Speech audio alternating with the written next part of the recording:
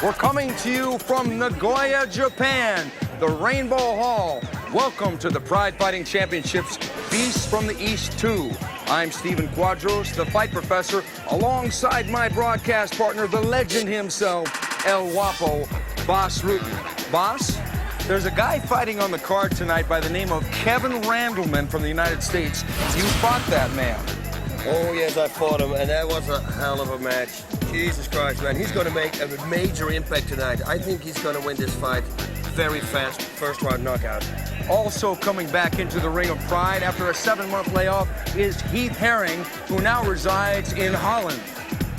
Holland, the home of the Thai boxers. They say it's Thailand, but with the heavyweights, for sure it's Holland. He learned a lot of striking. He's been working for the last 8 months on striking. He's going to come back with a bang. But one fight that I am really looking forward to, you've got Igor Vovchanchyn, who's been training for 6 months on his boxing skills, facing the man they call Rampage, Jackson. That's going to be a terminate fight. I really don't know who to choose in this fight. I mean, Quinton is very strong, obviously, Igor too. Quinton's got to take this fight to the ground, especially now we know that Igor has been working on boxing for 6 months. Would be a smart idea. Take the fight to the ground, try to beat him up there. But we have a grudge match. When you put a Gracie in the ring in Japan, many people want to see him lose. But tonight, Ryan Gracie is going in with bad intentions to avenge the loss that his brother Henzo suffered at the hands of Shungo Oyama. I hope that Shungo Oyama tonight is going to do his best. Last time he did a lot of tricky things. We saw him making kicks and we saw him making flips, but he really needs to hit his opponent this time. He lost kind of his face last time when he fought Henzo. He won that fight, but the people here in Japan thought he needs to show more. So he's going to be ready. He wants to knock out Ryan Gracie. So in that fight, I think we're going to see a lot of this by both guys. I predict that won't go the distance. So, without further ado, let's go down and see what's in store for us.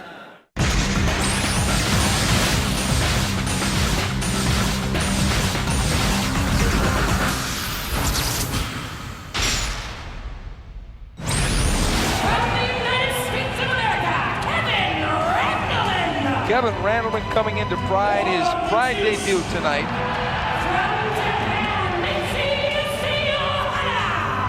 And he's fighting a guy that fought Henzo Gracie and lost, Michiyoshi Ohara. And there he is, Guy Mezgar. He's got the same shirt on that he had for the interview earlier. He has the Clark Kent shirt. I like that shirt. Yeah, me too. And there's his opponent, Hiso Yamamoto.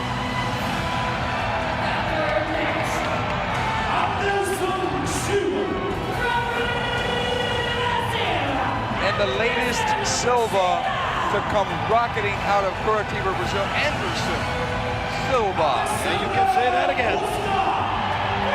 And his opponent, the very popular Alexander Otsuka.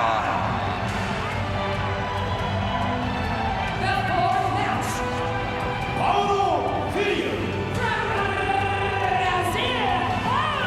This guy looks strong to me. Very strong. This guy looks strong. Very strong. And his opponent, Akira Shoji.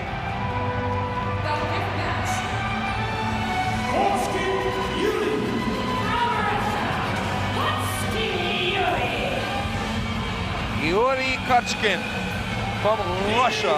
Heath Herring. Back in town, the Texas Crazy Horse.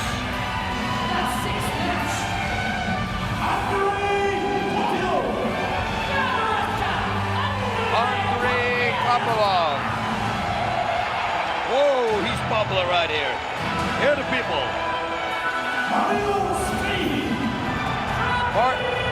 Mario Sperry from Brazilian top team.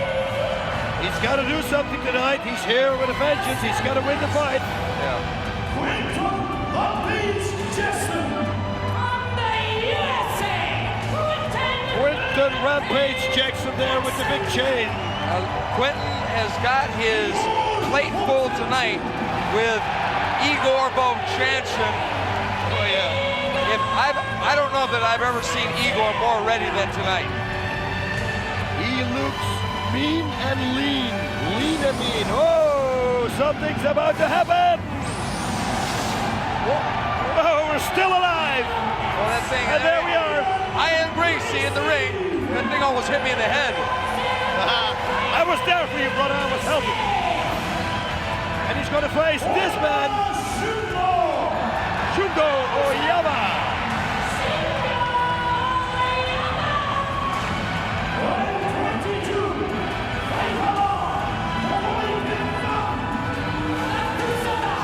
And there it is, folks. That's the lineup for tonight. Beasts from the East 2.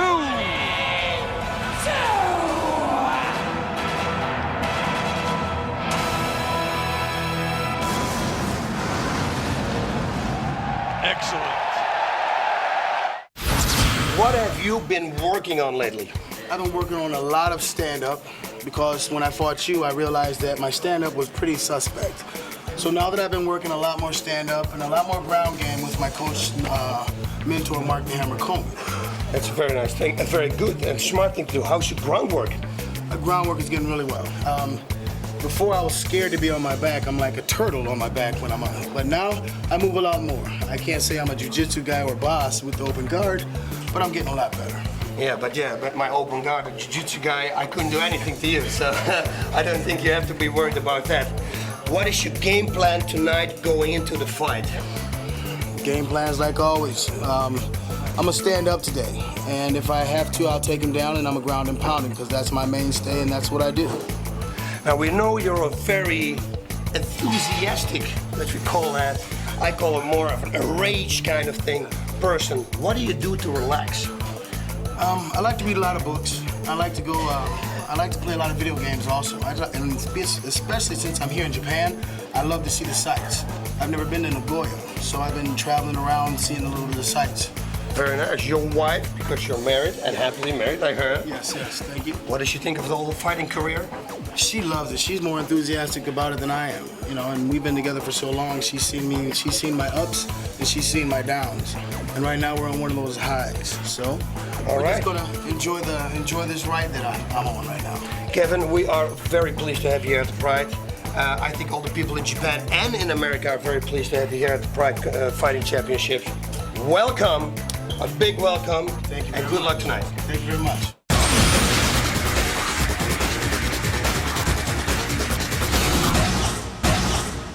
Okay, here we go.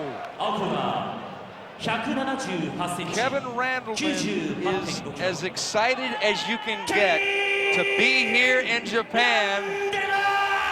The monster, Kevin Randleman from USA.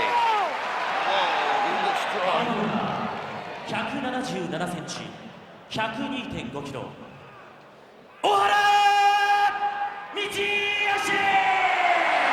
Okay, and that's his opponent, Michiyoshi Ohara. I get the feeling that this fight may not make it past the first round. Same thing here. We predicted it a couple of times now, and it seems really to look like it. Look, Randleman is ready to go. He's on fire. Yeah, I think that there's a saying that we have, and it's called hot knife through butter. Kevin Randleman may be the hot knife, and the blonde, actually they're both blonde tonight, but they're not from the same family genes, obviously. Ohara, you better watch out for the punches here. Look at this. Whoa. Randleman's gonna throw that right hand. You can see it coming a mile away. There it is. Crack. Kevin Randleman's got to relax here because he doesn't want to use up all his energy in the first 10-minute round.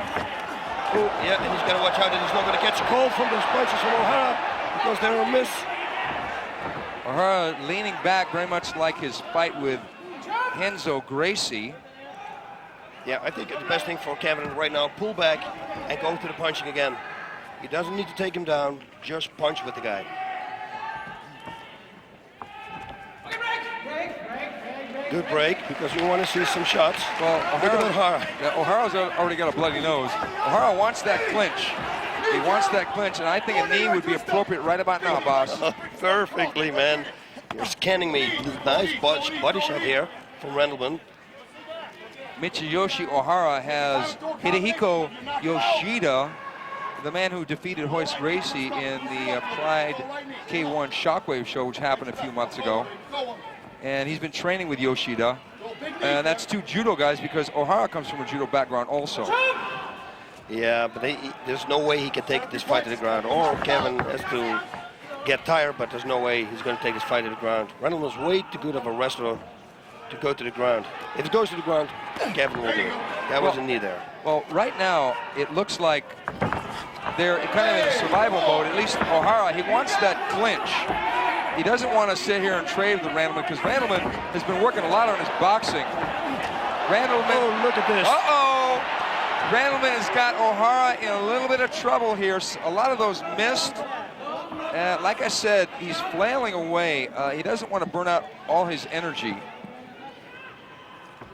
Yeah, he's got to push himself away and go with the strikes. Randleman did say, I'm basically a street fighter, but I plan on knocking him out. And he had to practice boxing and kicking and training, because it didn't really come natural to him the traditional way, because he had his own way of throwing punches early on. Body shot there. I like to see that. It looked like Kevin was setting him up for a throw a little bit before this. The referee, Yuji Shimada, is breaking the fighters, and it's a good break, because there was no activity there. Ohara does not want to be outside like this, because Randleman's going to land that bomb. Expect the overhand right. Ooh, nice left uppercut there.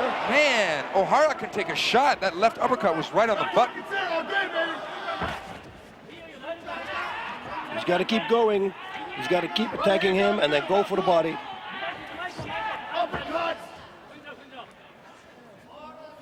The knee would be perfect right here. Oh, man. Because especially the side that he's got underhooked would be the one he wants to knee on. But Ohara is the one who throws the knee, but it didn't even land. There, Kevin's going to set it up now, it looks like. No. Yeah, he's got to push it away and go back to the striking, because he's very effective with that. Now Kevin has got Ohara in a position where he theoretically could take him down, but he's got to get the double underhook and lock his hands behind Ohara's back so he can step back and bring him down. Nice. But Ohara, to his credit, rolled with the punch. Yep. Kevin's got to work the body also here in the corner. He's going to throw him. This is a lot different than I thought it would be, boss. Me too. I thought it was going to be a real fast knockout. We're talking about within a minute.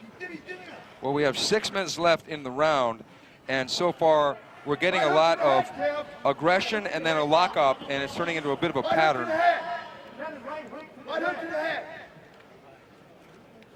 It's deathly quiet here at Rainbow Hall, Nagoya, Japan. That's one thing I love about the Japanese audiences. They really, really watch for all the nuances. Ohara coming in with the right hand. It didn't really do much.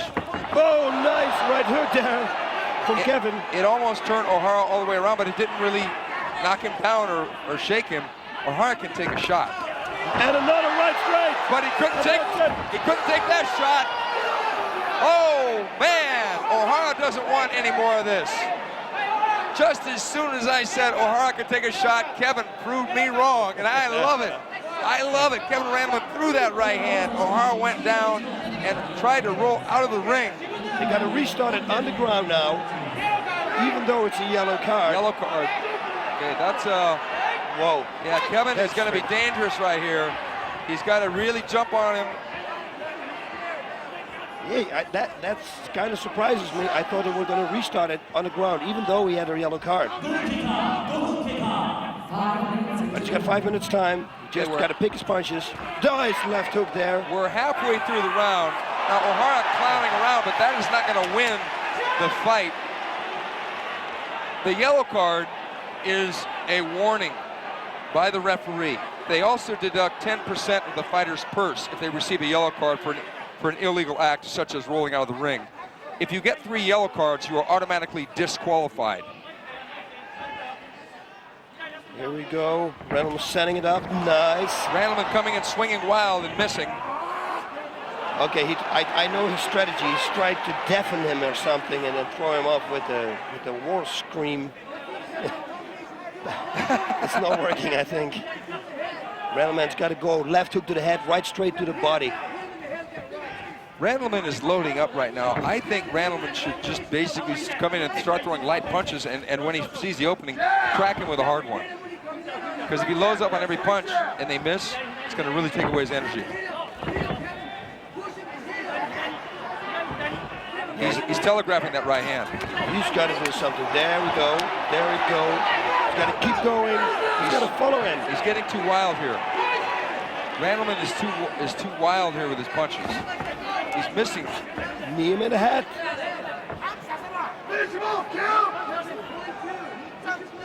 Whoa, it looks like Kevin is here. Tired.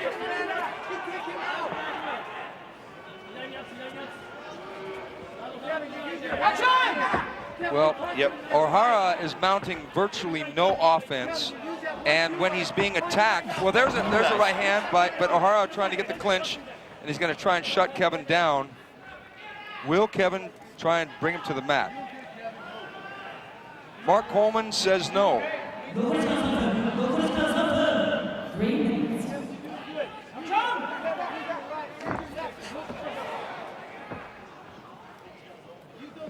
Kevin Randleman has former 2-time UFC champion and former Pride Grand Prix champion Mark the Hammer Coleman in his corner. One of the greatest fighters in mixed martial arts history. But Randleman needs to either mount an attack, close the show, or just start to pick Ohara apart and save his energy. Yeah, he's got it. When he wants to do it, he's got to do it now. Right now, go left hook, right straight, attack.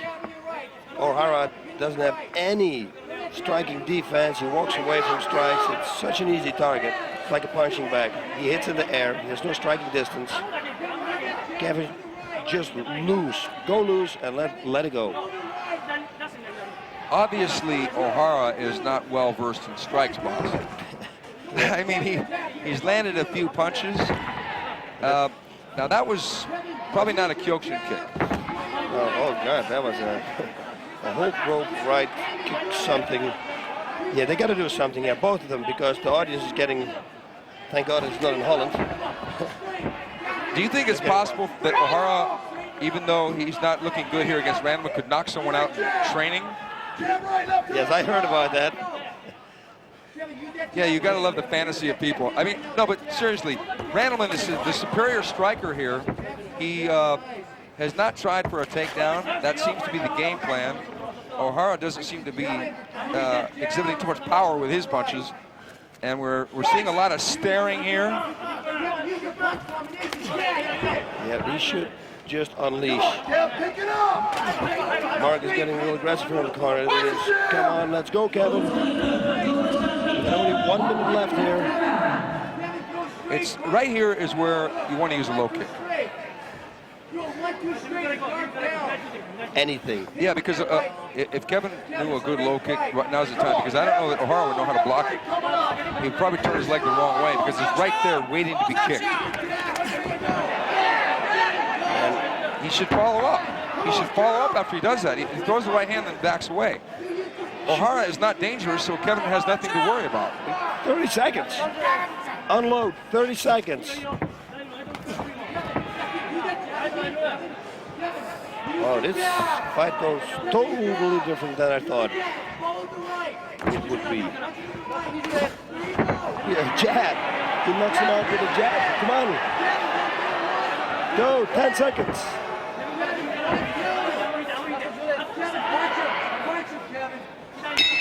Okay. Now. Okay, boss. Realistically, where does Ohara's skill level rank with some of the other fighters in Pride? I would say, to be totally honest, he will be the bottom, I think. Yeah, because But one thing he has the skill at doing is surviving, because he made it through that first round. He made it through the first round, and Randleman really tried to knock him out, but I think Randleman has got to conserve his energy. Randleman seems to only know how to throw power punches. Here they are trading, and there's that right hand. That was right on the jaw. I'm telling you, Ohara can take a shot. He can take a shot, but he is afraid of the shot too. He turns his back to Randleman.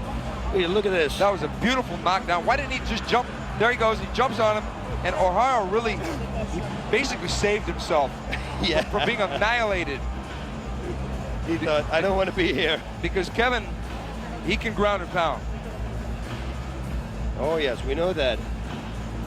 That was a beautiful right hand off of Ohara's right low kick, and Randleman following him out of the ring, but he cannot continue to fight out of the ring. We have rules here.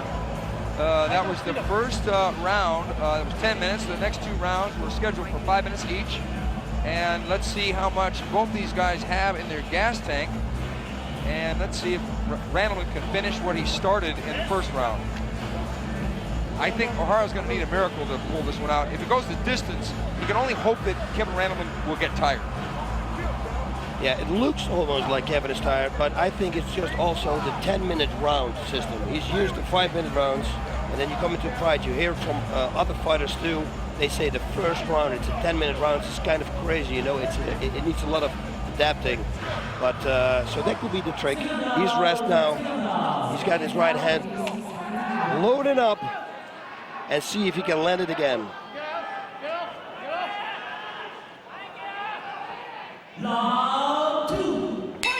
Get Ohara coming out swinging. Nice takedown there. That was beautiful. He ducked under the punch, body locked, and slammed Ohara. Ohara in a really tough position here. Randleman blasting that left hand. Oh, that was a big-time right hand. Big-time right hand. Ohara crawling toward the ropes again. He's doing his job now. Exactly what he has to do. Cannot hit the back of the head. That's what the referee says there. Just crawl to the side and hit him again. Start raining knees on him. To the body. Look at this. He's going to go for a hammerlock there, reversed. Figure 4. No, he isn't. He's got to start kneeing the legs. Just work. I think Randleman is trying to flip him over, but he's going to... The problem here is that Ohara cannot see the punches coming. But he's just going to cover up. If he doesn't do something more than this, it could give the referee a good reason to stop this fight. Because he's really doing nothing to try and win the fight. He tried to sweep Randleman there, and that was a good move to get Randleman off of him. Randleman was going for the mount, and now he's got a butterfly guard on Randleman. Yeah, Randleman's got to try to pass this one, go to the side mount, and then strike. Don't let him get the full guard. Oh, they're going to restart it in the center of the ring. Yeah, they're going to drag him back to the center. Come on, Kev. Don't just win. Don't just win. Now, you know this position with Kevin Randleman, boss. Oh, yes. I've been in this position for about 21 minutes or something with him. He's very hard to get off of you because he's got a very strong base. But he's been working on submissions, he told me before. Yeah, he's been working on jiu-jitsu, and he's been training boxing a little bit with Emmanuel Stewart, the famous boxing coach of Lennox Lewis and countless other world champions in boxing. Yeah, he's got to step it up now. He's got to do something and hurt Ohara. There we go. Kevin Randleman went on record to say that his fight with Randy Couture was his greatest, even though he lost the fight, because he thought he gave his best performance in that fight. And he said that he wants a shot at the Pride title within a year. And what title that would be, heavyweight or middleweight? I think that Randleman's going to come in at 205 and challenge for the middleweight title. Because right now he's about 220 with this fight, I think, huh? He said 215, so 215. I think he could drop that 10 pounds easily, because when he fought in the UFC, he was able to make 205 with no problem. Mark Coleman went on record with me one time and said, if Kevin misses a meal, he's 205. Well, He's got quite a work ethic, Kevin Randleman does. Kev, swelled up. He's all swelled up. Finish him off. Come on, he's dead. Randleman told me that he has been a blonde since he started in mixed martial arts in 1996. Now, it looks like that blonde is growing in a little bit to the roots, though, in this fight. Yeah. Here we go, half guard. He's got to go work the body, strike with the right hand now to the body, and then set him up for the big shot to the head. Well, the frustrating thing for me is that Ohara doesn't seem to have a counter attack here at all. He's kind of just hanging on. And when a fighter does that, it shuts down the other fighter's offense and makes the match momentarily stale. Yeah, it's very difficult. It's indeed what you said. If the other guy doesn't want to fight and he holds you, it's very hard to break that. Still, he can try to go for the butt like he's doing now, but then with more power. Cross-face Ohara. Well, one thing about Ohara, like many of the fighters here tonight, he's got a really good sense of humor. As a matter of fact, when I asked him about his prediction for the fight, he just laughed at me. He didn't say anything back. So I don't know if that meant from confidence or because he was just happy to be here fighting, because some of these guys just like to fight. I don't know what the deal is with him, because he's a pro wrestler here, and he put everything on the line. He went into the real fighting after his last performance, which wasn't good. Everybody told me that he trained real hard, so he's going to do way different than his first performance, but it looks exactly the same to me. It really does, Boz. You hit it right on the head. He said that he will not retreat, but to me, that's all he's done. Yeah, he tries to avoid the fight. Randleman here almost gets the mount. If he can pull that out here, his foot, like now almost. Randleman, Boss, you know, because of that little introduction that you did with Randleman, a little interview, that that was pretty crazy. I love that. He's a very explosive and emotional individual, but he said he's finally at peace. And almost seconds after he said that, he said that Tito, what did he say? Tito is... Do I have to read it now? Can we say this on TV? Tito is a yes, we can, eh? Because like a What? That's what Kevin said. Yeah, Kevin seems to have a real axe to grind with UFC light heavyweight champion Tito Ortiz. I don't know what happened, but Kevin said to me, if Tito says one word about him, he'll get on a plane and fly over and kick his ass. Now, that's some pretty harsh words, but it's the type of business, the fight business, where promotion is everything. And that body slam just about ended the fight. Yep, right on his head, on his neck. Yeah, it's good thing for Ohara. All that instinctive rolling that he did with judo caused him to roll onto his shoulder. Otherwise, he could have been knocked out. We've seen people get knocked out from those kind of body slams. But that right hand, he cracked a right hand here. And I can't believe how Ohara can pick it. Like that right there, that was right on the button. But Ohara almost jumped out of the ring again. That second round was, aside from the body slam, was pretty slow. Let's hope they can pick it up here. It'd be nice to see a solid finish by either guy. So far, Randleman is in complete, total control of Michiyoshi Ohara. So I would have to say, as I said in Championship Chaos last year, give it to me, baby. I'm going to have to say this one more time, folks. Ohara's treachery has disgraced us again.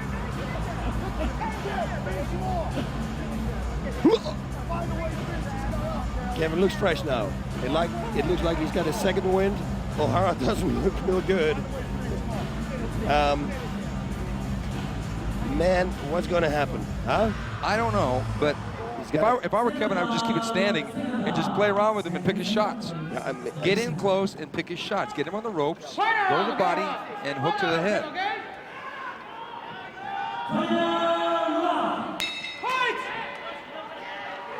Yeah, he do not want to take down. That's what he wants to do, that. And he wants to hit him with that. Yeah, he's got to hit him. He's got to get him on the ropes. But what's going? Oh, there's that. Nice. That's a good shot. Kevin's got him in trouble. Ohara doing everything he can to survive here, getting the fight on the ground. Kevin should stand back up. Kevin should stand back up. Yeah, it's automatic reflex, I think. Wrestler, he will stay on the ground Yeah, now. he's going to stay on the ground. We're locked down on the ground. He could have knocked him out standing up. Yep. Or at least got the referee to seriously consider stopping the fight. Ohara turned his back. That's a sign where a fighter wants out. Yeah, if it wouldn't have been for the ropes, he would have ran. Because the crushed windpipe, he's got to push himself out here. Do something, Kev. Gotta do something. You can already beat him. Boss, it seems that Ohara doesn't really have a submission arsenal that we've seen in his 2 fights here in Pride. So do you think that Kevin should just concentrate on passing the guard? Right away. Yeah, because, I mean, unlock the headlock he's got, Ohara's got him in, and just work on passing the guard, because he doesn't have to worry about a triangle choke on armbar necessarily. And if he does go for it, he gives Kevin an opening to strike. Look at this. Ohara really doesn't want to be there. Man, Kevin's got to move now. He sees how tired Ohara is. He's got to do exactly what you said, pass the guard. Just pass the guard. Just either get side mount or something. Wow. I'm sitting here squeezing my hands. This is, I can't say they're doing less than nothing, but Kev, you're not doing anything. Let's go. Yeah, we hear Mark screaming at Kevin. He says, let's go do something, but okay, good, we're gonna stoppage here, good stoppage. Thank the Lord. Okay, it's another yellow card for Michiyoshi Ohara for stalling on the ground, and Kevin's got to keep it standing. You just got to keep him standing. Pick a shot. So you could take this guy out. Any shot, body shot, head shot, any shot is good right But he's here. got to land it. He can't swing a while and let Ohara back up like that. Oh, just jump on it. Right straight to the body. Jump on it. Move. You should finish him. Finish him. There we go. They should stop the fight here. They should stop the fight. When he turns his back like this, that means he doesn't want to fight. You should just finish him. He's got to keep going. Ohara, as you said, boss, doesn't want any more of this. I don't see any reason why he's in the ring. It looks like he doesn't enjoy it. Because Randleman there's no way Ohara's going to take Randleman down. The only thing Randleman's worried about is a clinch. He's virtually landing every punch he throws now. 2 minutes. We got 2 minutes left. Kevin could do it here. He could, got the body lock.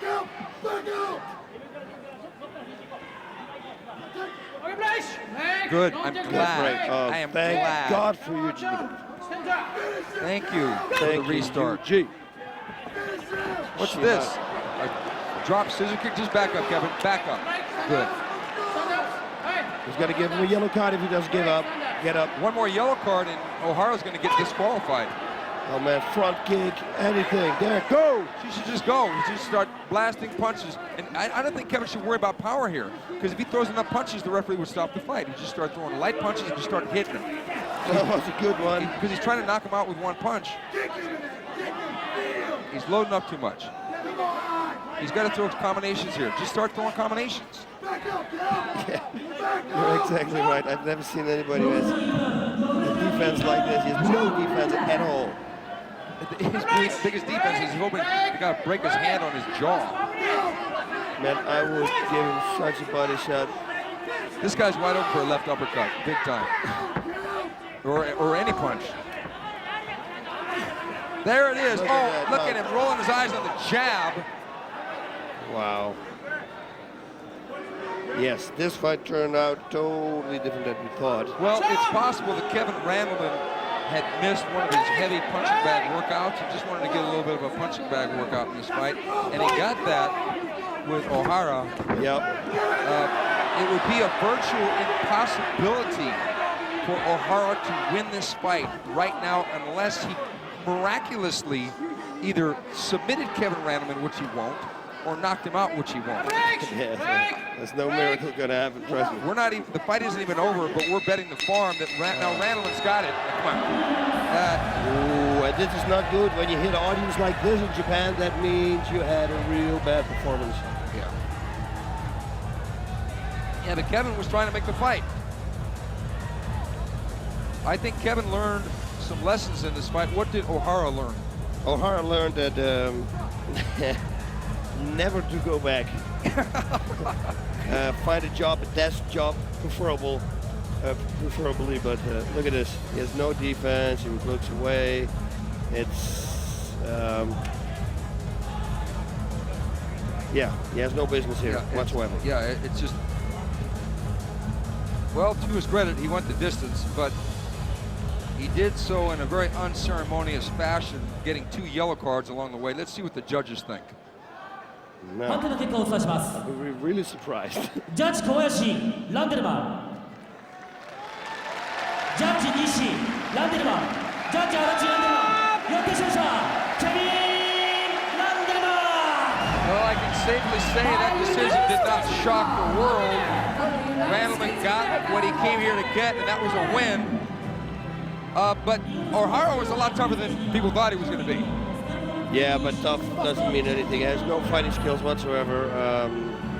It was sad. I think jet lag, everything's.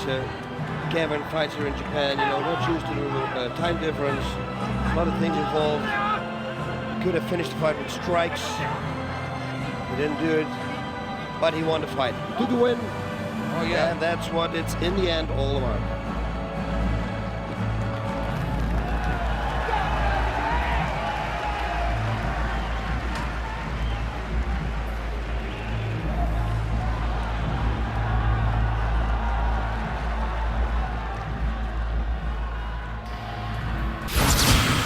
Lions Den fighter Guy Mezgar could easily be mistaken for Clark Kent, but his opponent, Norihisa Yamamoto, better hope that he doesn't put that Superman outfit on. Yeah, I hope so too. You never know with Clark. we know he can do everything. I think he's going to take this fight to the ground, or he's going to keep it on his feet. Whatever he does, I think that Guy is the better fighter here, the better technician, and he's going to win the fight. Guy, he submitted a giant in Jan Norchi with an armbar. Are you going to be afraid of him on the ground because of that? You're kidding, right? You actually said that with a straight face to me. I can't believe that. He submitted a guy. Me, kid? Yeah, he submitted a guy who never does nothing about submission. I've forgotten more about submission than he knows. I've forgotten more about wrestling than he knows. And so I have no fear. Guy is really hungry. Guy is really going to try for a knockout. And if he can't get the knockout, he's going to show Norihisa Yamamoto, who trains with Sakuraba, a thing or two about submissions. Yeah, but Sakuraba's going to be in the corner. Sakuraba's not going to do the fight for him. So I don't know about that, if it's going to help him. Now, do you have a burning desire deep down inside of you to fight one fighter more than another? Oh, you know who I want to fight. I've been talking about it all week. There was a decision with Rona. I guess I have to bleep that one out for me. Next time, basically, if Rona is stupid enough to climb in the ring, I'm gonna... Your good friend and trainer, Ken Shamrock, is going to be fighting Tito Ortiz in the UFC. Do you have any emotions toward that fight?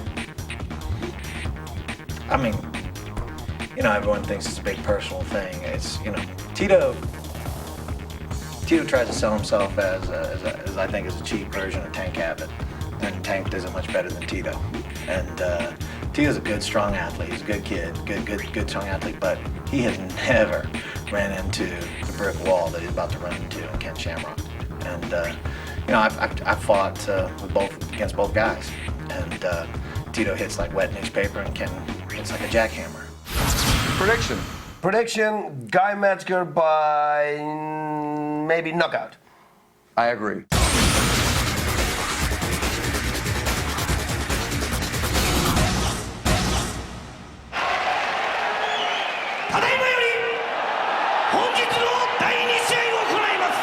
And now for the second match. 青コーナーより、ガイメッツァー選手入場です。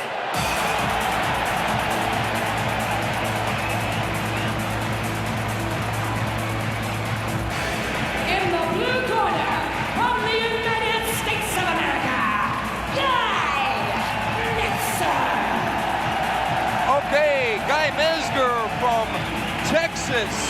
Woo! And he's looking good, Mr. Clark Kent here in his Superman t-shirt. Yeah, you know, Guy Mezgar has not fought in the Pride Fighting Championships since the last Beasts from the East.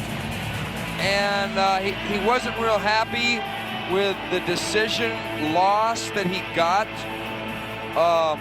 with Ricardo Arona. So I think he's got something to prove tonight when he steps in the ring with Norihisa Yamamoto. I think so too. I gotta say, Guy has many times controversial losses. Man, this crowd loves him. Oh yeah. See that jump? Superman. And there he is, Kazushi Sakuraba, who will be cornering Yamamoto. That's cornering, that is, yes. I hope he's going to do good against this guy here. 97.5 kilo, Guy Mezgar! Guy Mezgar, extremely popular here in Japan, probably from his exploits with the Pancrase organization, where he was king of Pancrase. 190cm, 106 kilo, Yamamoto Norihisa! And Norihisa Yamamoto coming from the Rings organization.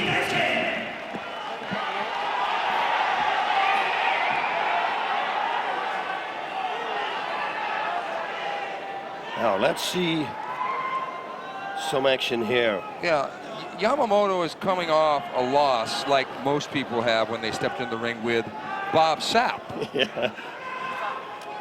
Which he was a tough victim to Bob Sapp. It was April of this year. And when I asked him about that fight several times, he said, "Why do you always got to bring that up?" He didn't like it, I knew. But it's really no shame to lose to a guy that's that huge and that dangerous. Guy obviously isn't as big as Bob Sapp, but Guy probably has far superior technical skill to Bob Sapp. And for sure, he's got way more experience than Yamamoto's last opponent, Bob Sapp. So this is going to be interesting. Ready? Do you think Yamamoto is in a damned if you do, damned if you don't position? Because if he goes to the ground, Guy has really got a great submission arsenal. But if he stands up, Guy is a former world champion in kickboxing. Yes, he has. Yamamoto's got to win this fight. The only win he had was against Jan Norch. There we go, right straight already. Which was a K1 fight. He won about armbar, and that was, yeah, not very surprised. But he's got to win this fight. Well, Guy assured me that he has better hair than Yamamoto. But he did say that Yamamoto was ugly, and that he can submit Yamamoto, but Yamamoto can't submit him. And Mezgar really hammered the point that he wants a rematch with Ricardo Arona. Yeah, he was really talking about that, huh? He wanted to set the record straight. And nice follow-up there with the left low kick. Mezgar really executing a great kickboxing match. Mezgar being such a good wrestler, he doesn't have to worry about waiting for the other guy to drop down for a takedown or something because he's got such good defense for that. Yeah, if I was, yeah, nice combination there. Also, with the right low kick inside the leg of Yamamoto would be a good weapon. Yeah, he's real relaxed. He's picking his shots. Speaking of relaxation, Yamamoto told us the other day that he likes to date women to relax. That's a good way. Yeah, I mean, if you're single. Yeah, it's an extremely good way to relax. We asked him what he knew about Guy Mezgar, and he said he is handsome. Hey, he's right. If he puts on the glasses, he's exactly Clark Kent right there. Ooh, nice right. Straight to the body. And he's got to do that again with follow it up with the left hook.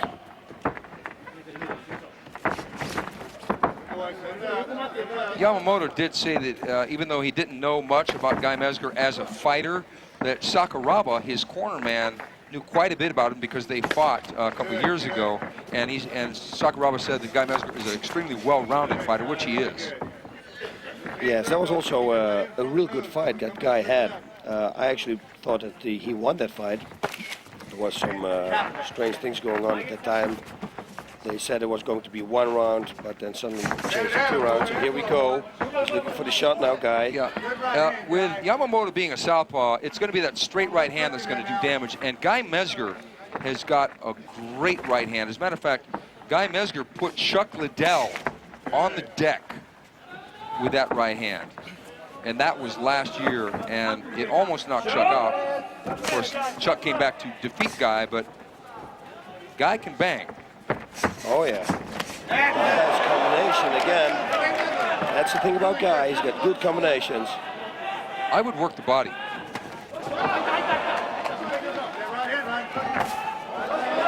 And look at the left front kick. Okay, boss. Yeah. Realistically, if Yamamoto beats Guy Mezgar, that's got to be considered an upset. Totally. I can't see it happen, but that would be a total upset. I'm actually surprised that Yamamoto is just standing up with Guy the way he is without even trying to engage what's this, a back fist, back knuckle? Yeah, he probably saw some old karate kung fu movies.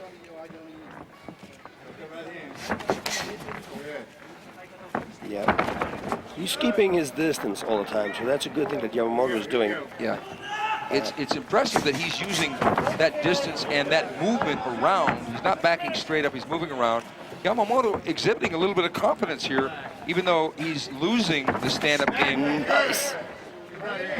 And he's getting lumped up as a result. Yep, that right straight, if that comes a few more times, it's going to end the fight. There we go, left hook, nice hit. Great shot. I should go to the body also, right straight to the body. I followed up with the left hook to the head. It's perfect for somebody, an opponent who fights in the southpaw stance. Yeah, Guy Mezgar is a Lions Den fighter, and that is Ken Shamrock's well-known gym. And he said that he has got so much respect for the master instructor there, Ken Shamrock. Looks like Guy got thumbed. You get thumbed accidentally? Accidentally, yeah. A finger or a thumb in the eye. Yeah, but he's okay.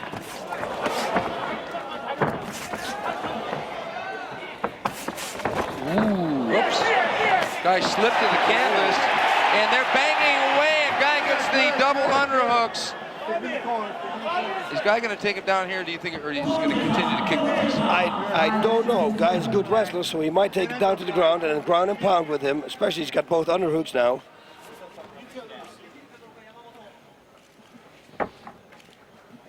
Mezgar said that he gets more damage sparring than fighting.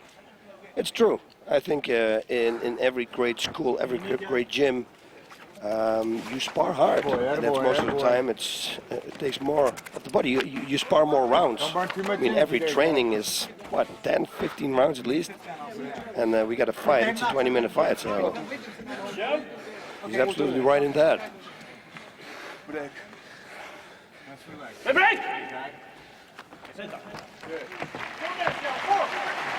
The crowd really wants to see that break, and they got one.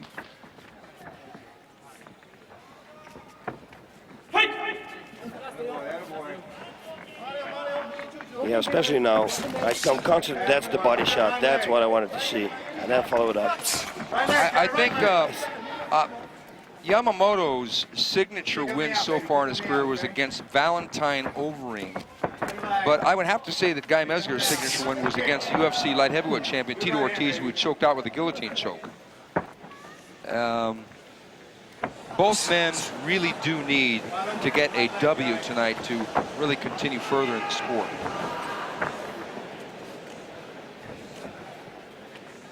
Yep, it's a strategical game right now. I think this is almost like the opposite of the previous match we saw, where Randleman came out and loaded up on every shot and missed quite a few of them. Mezgar is picking his shots and trying to set up the big. Nice. That was Ooh, kick to the head. good left high kick, and Yamamoto's in trouble here. Mezgar got a clean knockdown with that right hand, and Yamamoto should be tying up Mezgar here. He should be tying him up into a clinch, because he doesn't want to try and box with Guy Mezgar in close on the ropes like this. Nice there. Oh, he could take a shot. And Mezgar backing up, content to try and pick Yamamoto apart. You're tough. You're tough. Yeah. That's what he said. That's exactly what he said. Yamamoto is tough. I'm actually gaining more respect for Yamamoto for his performance, even though this is not his game. And the good thing about Guy here is he keeps sticking to his game plan. He's going with the right straight to the body. I'm telling you, if he's going to hit it again, this is good for him. Knees, go to the body. Yamamoto's getting more tired. That's what you want to hit. Bring the hands down. Whoa. And Yamamoto's keeping pushing it. Ooh, there's Guy got caught. A little punch. Whoa, nice kick. Spinning back kick. I love that move. Yamamoto got in a little too close for that strike to have a lot of potency, but still, Mezgar went ahead and threw it. Nice right straight again. You see Yamamoto's feeling it. Telegraphed that kick. Mezgar leaned back and missed easily. 2 feet. Nice. Well, one thing I got to say about Yamamoto, he's countering when Guy Mezgar steps into stroke, even though he's missing a lot. Yeah, one thing for sure, his training with Sakuraba has paid off. Yes, it has.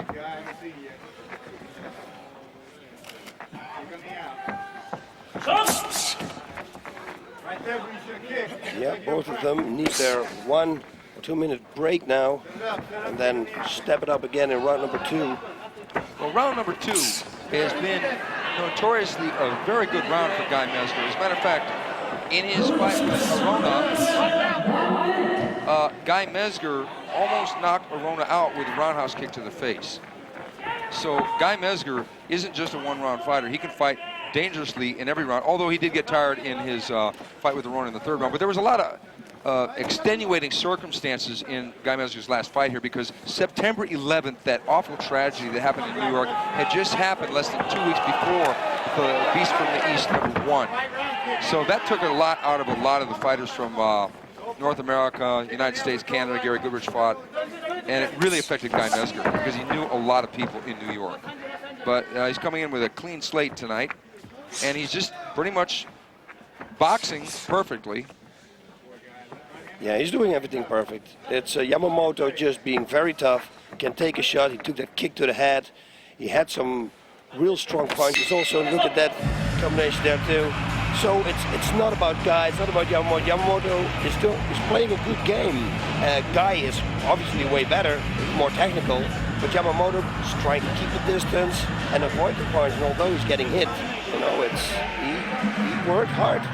Well, there's one thing, when two guys respect each other too much, sometimes it can take the emotional sting out of a fight. And they're touching gloves an awful lot in this fight to show that there's no hard feelings or anything. That was a clean knockdown there by Guy Mezgar with that right. Ooh. And look at that roundhouse kick, and the knee was blocked. Now Yamamoto exhibiting very good defense here. Otherwise, he would have for sure been knocked out with that right uppercut blasting. Yamamoto can take a shot. He's got pretty good defense, and Mezgar blasting in. It wasn't a real clean shot on the button, but it hit him. It was a lot about the footing of Yamamoto more than about the accuracy of the punch from Mezgar. Yeah, but that kick was a beautiful kick, and here in the clinch, he had some beautiful uppercuts. Till now, it's a very strategical fight. That's one thing for sure. Round 2, hopefully, like you said, he's going to come out blazing like he did with the Rona. Yeah. See if he can find a knockout. I think if you're going to use the first round of a pride fight for a feel-out, which is a long feel-out because it's a 10-minute round, the other two are 2 5-minute rounds, Mezgar can do the sprint round this next round if he wants to. But the problem is this: Yamamoto, even though he's got basic skills, is fairly good at lasting and defending and even countering a little bit. He hasn't caught Guy cleanly, but he's been throwing counter shots. Yes, and that makes it for your opponent, for Guy, you know, not so free. You don't want to attack that much because you know there is a counter, and if the counter is going to hit you, there's always a possibility of going down. So it makes you a little bit more aware of your opponent. And here we go in round 2.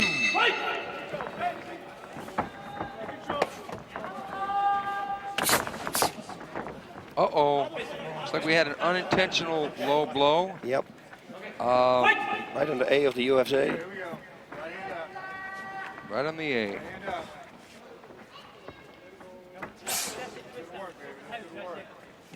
Mezgar has been the second part of some of the greatest fights in the Pride Fighting Championship.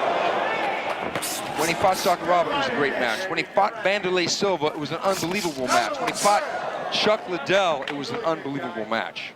Arona. Arona was a great match. He's been in with some of the greatest fighters, and he's always given 100%.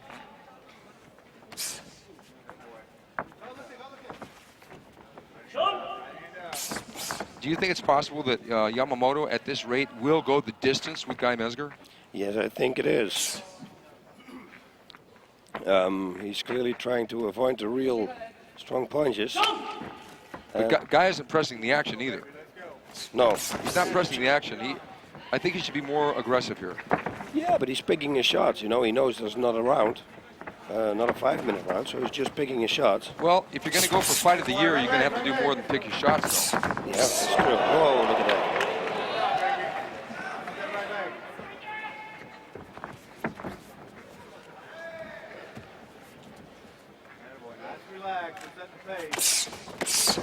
Nice high kick. Yeah, inside low kick would be good. There we That go was with an uppercut. a good left hook by Mezgar on the inside, but it didn't seem to phase Yamamoto. Even with the knockdown, boss, which was a lot about footing and the right hand of Mezgar, Mezgar hasn't been really able to really hurt Yamamoto yet.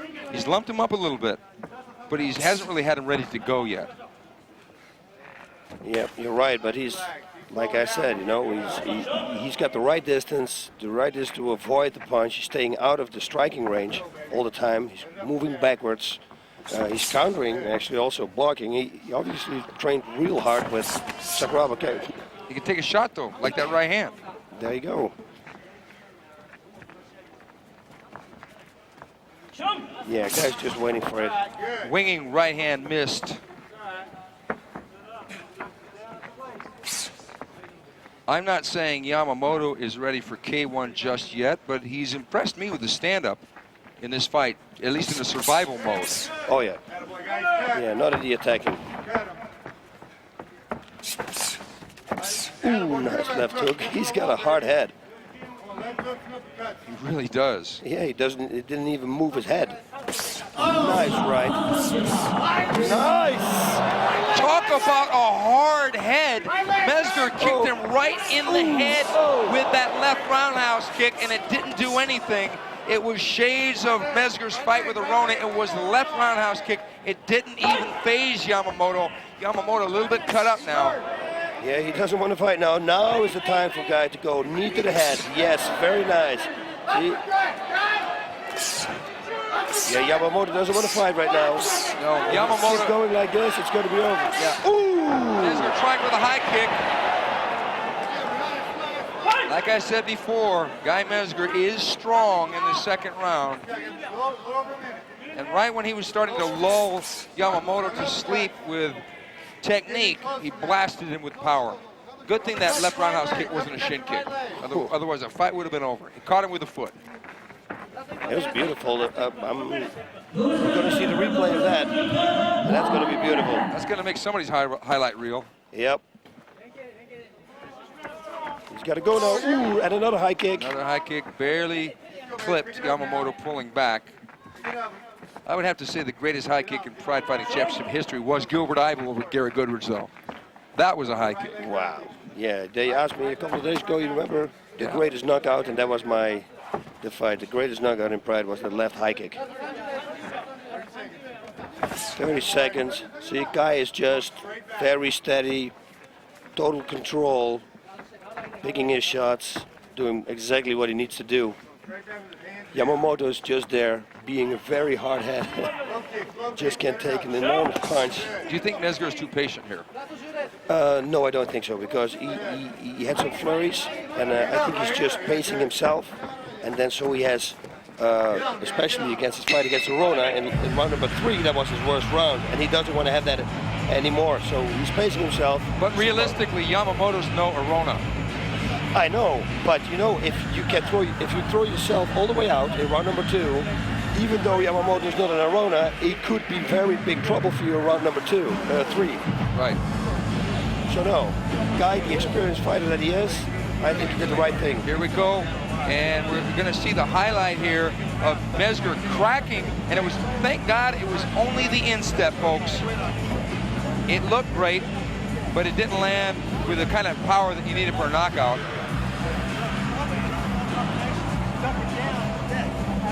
Whoop, and here we go again. Buck. It was almost a front kick. Yeah, a front nose kick. It was a punt kick. Round number 3. What's gonna happen? Well, a lot of people thought that he was gonna go right through Yamamoto in the first round and just clip him quickly, but that has not happened. It might be largely due to that man on the left, Kazushi Sakuraba.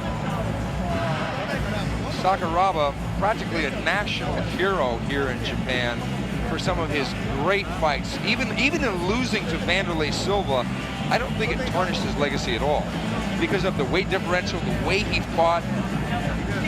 I mean, and there's Daijiro Matsui, the guy that can't get no respect, but he's been in some of the greatest fights in Pride too.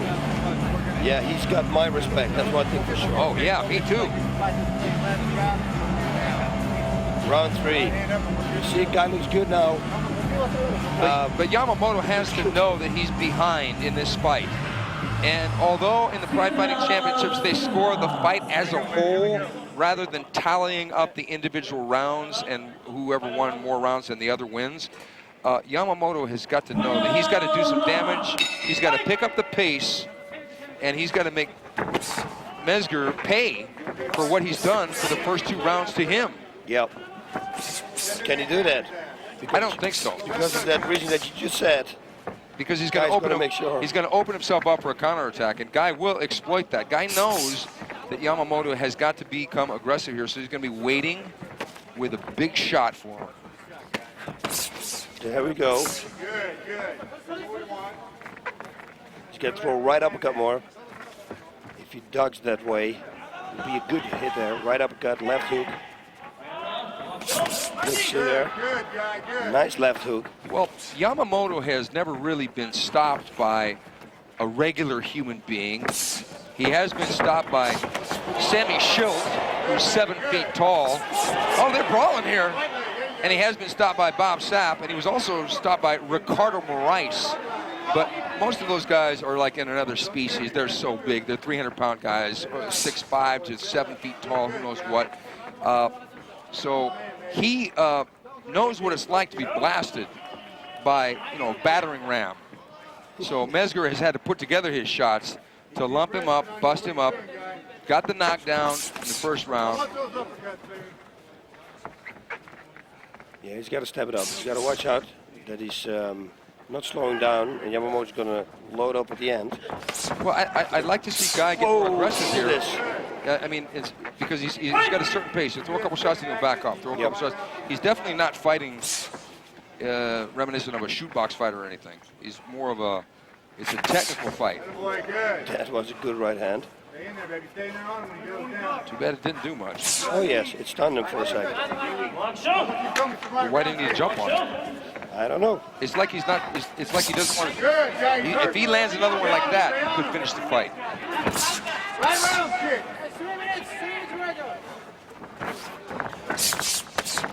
There we go again.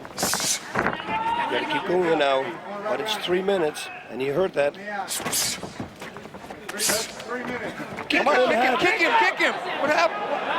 So, I don't know. This could be the end. I mean, there's scientific fighting, but he had a clear chance to win the fight with a high kick. Yes, right high kick. Nice. I mean, it's like the guy's got his hands down. Why does he just throw a high kick?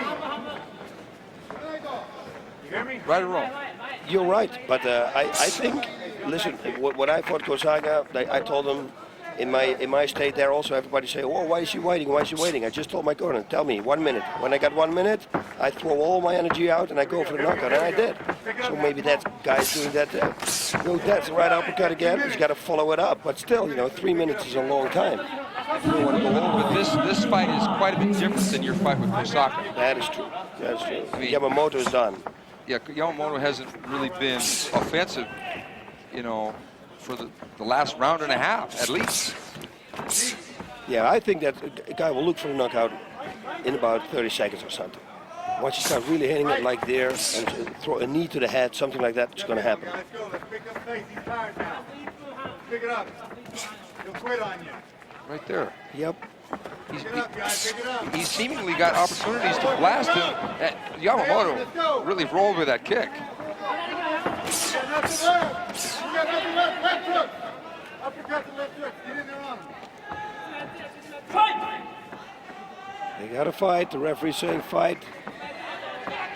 Do you think it's possible that Mezgar didn't train as intensely for Yamamoto because he didn't have the kind of respect he did for him as he would for Arona or Vanderlei? No, I think he did. I think it just everything together. People don't realize once you're standing in that ring, you don't have unlimited energy, and you look fresh. Unless you're Ninja.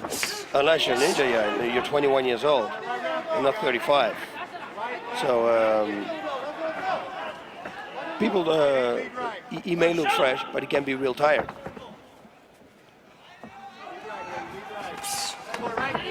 Because if he would have unlimited energy, he would have blasted away right now. 30 seconds. 30 seconds. Okay, we're down to 30 seconds left. Mezgar, a clean knockdown with the right hand. He's got to go now. Clean knockdown. He could finish him right here if he wanted to. Yep, he's got to go, but that's the tank, what I told you before. He's tired also.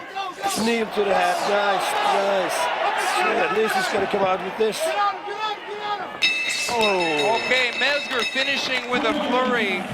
No doubt, a lopsided one where Mezgar got his work in.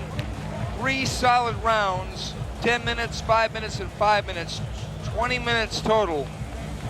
And Yamamoto really, gosh, what can you say? I mean, I think if Guy Mezgar had little respect for Yamamoto before this fight, he sure had respect for him afterwards, because Yamamoto, he even said during the fight, that the guy was tough. I mean, that's a crushing right hand right here. Bam! Bam! Yamamoto pops back up. Yeah, he just showed that he could take a punch. That's one thing for sure. And that's the only reason that he's still standing there. He took some hard shots. Guy fought a very technical fight. Solid. He didn't throw away a lot of energy, so easy win for him then. Judge Miyake, Mezgar. Judge Kobayashi, Mezgar. Judge Nishi, Mezgar. Okay, Guy Mezgar gets the slam dunk, unanimous decision. And now he's going to move on to bigger and brighter things, like hopefully that rematch with Arona. Yeah, that would be a fight that I really would like to see. Arona and Guy Mezgar. One more time, please. Because it's kind of a grudge match now. At least for Guy it is. Well, yeah, I mean, Guy, like many, I personally thought Guy Mezgar won against Arona. Yeah. But Arona came back really strong at the end of the fight and really tried to close the show. Guy, like we said earlier, almost tried to, almost close the show against Arona in the second round. But with the circumstance about September 11th, what have you. But Guy doesn't like to make excuses for his performances. Even though he got the loss, he wanted to get back in there, and he wants to get back in there with anybody that has beat him in the past. And to me, that's a sign of a true fighter. Yeah, he's always stepping up. Always doing good. And here he is. And he was cornered by Trey Teligman and Willie Wilson, his wrestling coach. And there he gets a big, nice kiss and pulling Gina over that guardrail. Wait, where's her pass? Where's her pass? She's not a VIP. Yes, she is. No, she is.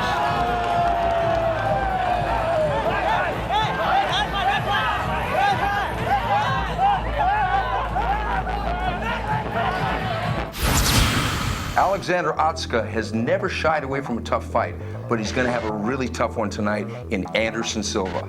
Oh, yes, he's going to. We saw Anderson Silva last time. He kicked Alex Stiebler with that left high kick to the head, and that was pretty much the end of the fight. Can he do it with Otsuka? I don't know. Otsuka is probably going for the takedown right away because that's his only key to victory. Because otherwise he may have to get a job working for Everlast as a punching bag. I got to go with Silva by TKO, boss. Yeah, I think the same thing. Maybe or maybe knockout. Yeah, TKO.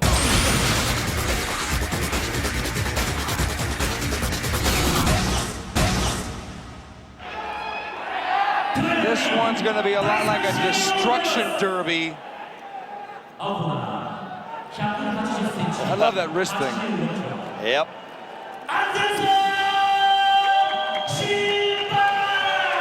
Anderson Silva, the man who proclaims that he was born to fight, and he said he's better than Roy Jones at Valley Judo. Thank God that he said those last two words at the end. Huh? Vale Judo.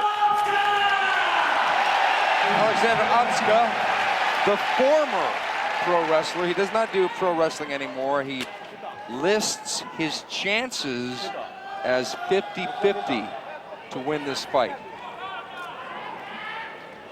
He's got to really do something in this fight. I mean, Anderson Silva, the way we saw him the last time, this guy's a technician, knows how to punch, kick. He's got the whole package, and apparently he's real good on the ground too. So yeah, Otsuka said that Anderson knows that he's better than him at punches, and that he Silva reportedly it said he was going to make him bleed like Alex Stiebling. Yeah. Alexander Otsuka is going for a takedown. That's one thing for sure. Yeah, he cannot stand up with reportedly the best technician at the Shootbox Academy, and that's Anderson Silva, the man in the yellow and black trunks. Otsuka, the man in the yellow and red trunks. And there's that takedown, just as you said, boss. Yep. And Anderson gave it up without a lot of effort. Triangle already. He's going for a triangle. Yeah. Anderson evidently not only is the best stand-up and Muay Thai technician at Shootbox, but Hujamar, the master instructor there, told me that he was the best all-around technician, including ground fighting. And you could see it right there. He went right away to open the guard. He went right away to go for a triangle, a tamp, or a sweep, whatever he wanted to do with it, but he's working. I bet you this is going to be, he's going to reverse this situation. He's going to do something.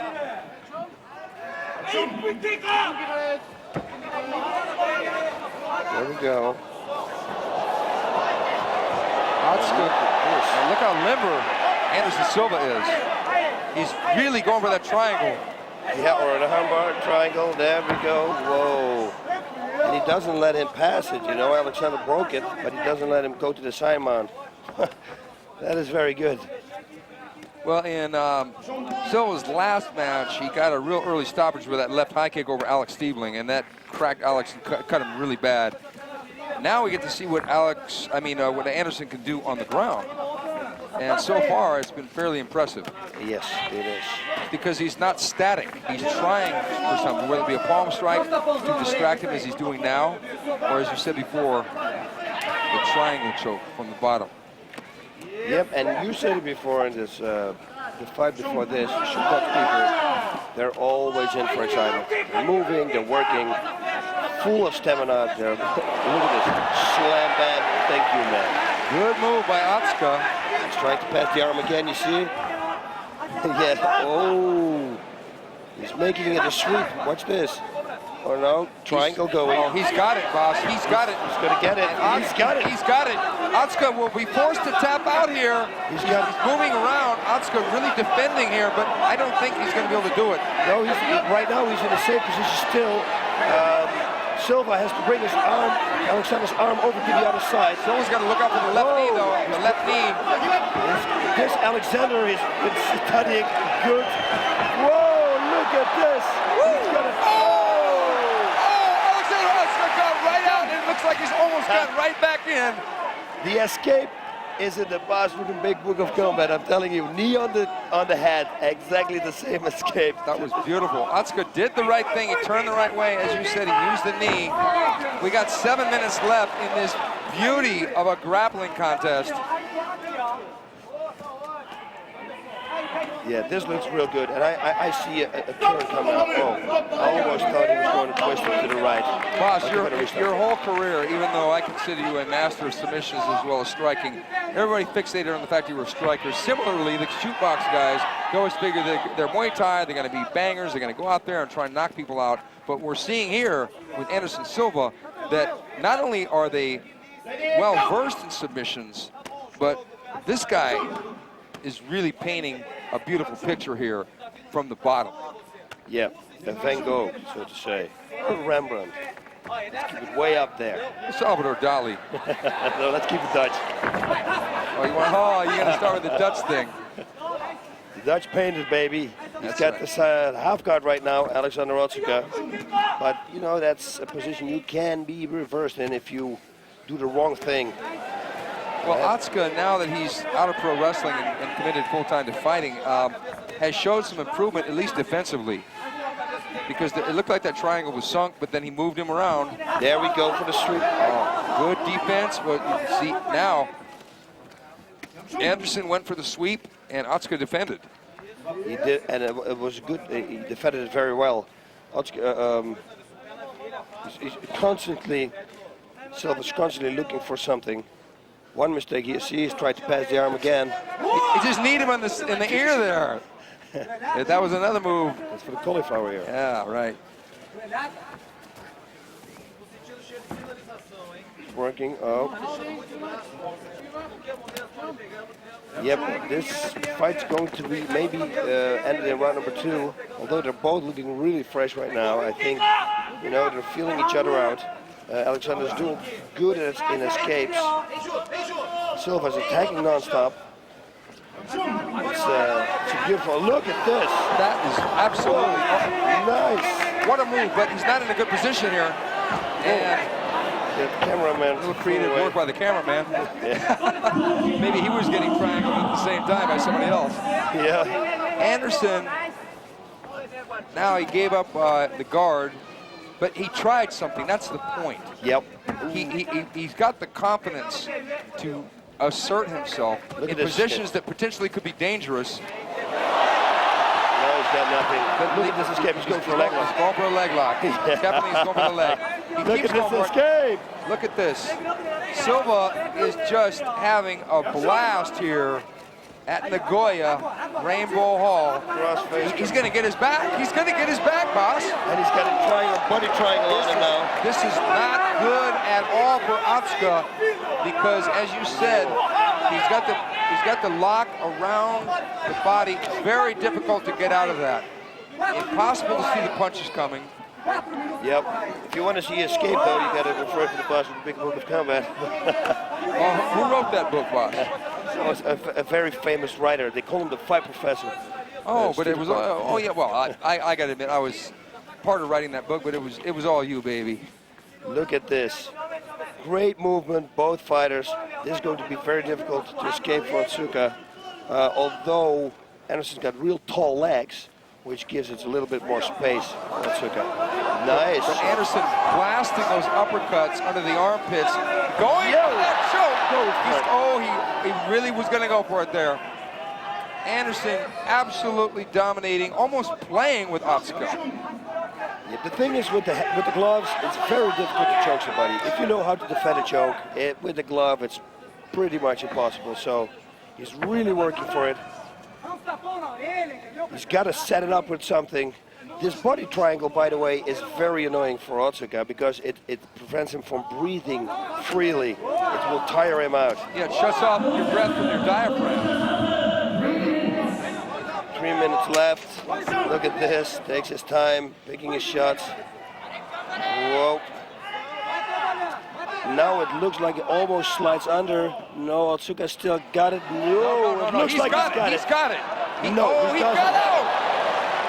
Whoa, and he right away goes for it again. Got his chin down. Yep. Anderson trying to pull him. Oh, it looks like he might have him here. Even though he's got the chin down. Yeah, the Japanese people are masters in escaping, and Otsuka is one of them. He's got it under the chin. Now he's got it under the chin. Now. He's done. He's done. Oh! No, he's out. This is unbelievable. Yep, we saw this many times with Otsuka. Otsuka in his last fight against Sanae Kikuta was in an armbar that it was like a perfect armbar, and he just would not tap out. Yeah, everybody would have tapped in that one, but he didn't. And he escaped Henzo Gracie's armbar, you remember, he's a master in escaping. But Silva is a master in attacking, and that's what he's doing right now, non-stop. Getting his back again, moving, shooting away with those punches.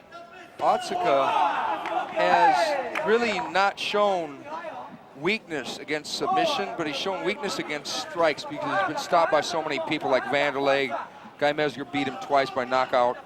Ken Shamrock knocked him out. Igor Vovchanchyn beat him up with strikes when they fought, but Otsuka went the distance with Vovchanchyn. You're right, with the gloves, boss. It makes a big difference. Rear naked choke against a person who knows the basics. Alexander is bleeding here. Yes, he is. It's like the strikes you can't see are the ones that are going to hurt you. Look at that. He's loading up on his shots. And what is bleeding? It looks like his nose. Yeah. There's a little cut on his cheekbone. I don't know. We got 1 minute. There's 1 minute left in this total domination by Anderson Silva. He's got the rear mount on Alexander Otsuka, and he's trying everything he can, but he's not really burning out his energy. No, he knows. He's got 2 rounds more to go. In this situation, they have been in this situation now for the last, what, 4 minutes? Oh, boss. He might have it. He might have it here. Oh, no, he doesn't have it. Yeah, Alexander didn't tap before. He's not going to tap now. 30 seconds left, and is Alexander going to push it off? Yeah. Pushed it off again. This is crazy. He should try to go get the mount. That's what Silva should do. Not now, of course, but just before I said it. But hey, they both look fresh. Gonna go into round number 2. Well, Anderson Silva is giving up almost 15 pounds in this fight. He came in about 187 pounds. Otsuka was a little bit over 200 pounds. Wow, man, Anderson Silva really knows how to grapple. This is beautiful. This is their fight of the night until now. It's I love it. Anderson Silva is not cocky, but he said, I think I am the best. And if he goes in and keeps beating Alex Stieblings and winning fights in a dominating fashion, it's going to be hard to find an opponent at 185 pounds that's going to really give him a run for his money. Yeah, I think so too. He's got everything going for him. And that's a really great weight division that we have here. Here we are on the replay. Anderson pulling that arm out. Yeah, he should have swooped him on his back now to the left. He's going for the triangle, and then he had it full on. Yeah. But Otsuka really defended well. Yes. He scooted and clockwise, and he dropped the knee once or twice, but he didn't do a lot of damage. He could have done some serious damage here with that left knee. Yep. But he wanted to get out of the hold. Yeah, Anderson Silva should have tried to bring Otsuka's right arm over to the other side, but now he's going to get out. That was wow. Beautiful. Both fighters. Otsuka perfect, very nice in escaping situations here. And obviously Silva is unbelievable in attacking. Alexander Otsuka, one of the nicest guys you would ever meet, said he would like to do movies where he portrays an average working businessman with a nice conservative haircut, which is a little bit of a stretch from his shaved head look. But even though he's got the shaved head look, and many times people with shaved heads look like tough guys or bad guys, this guy still, he can't hide the fact that he's just a real nice guy. Yeah, he's a real nice guy. We're not saying that Anderson Silva is any less nice, but there is something a little foreboding about the shootbox team. Yes, once they step in there, they're going to try and kick your ass. Yeah. They're not going to be really worried about touching gloves a lot. I mean, well, there he goes and touches gloves. Yeah, I feel that the high kick's going to come up here. Yeah, he's going to throw. You're right. Look, but who threw the high kick? a jump front kick. Taekwondo 101. Or an inside low kick here with the left. Maybe he's going to give that.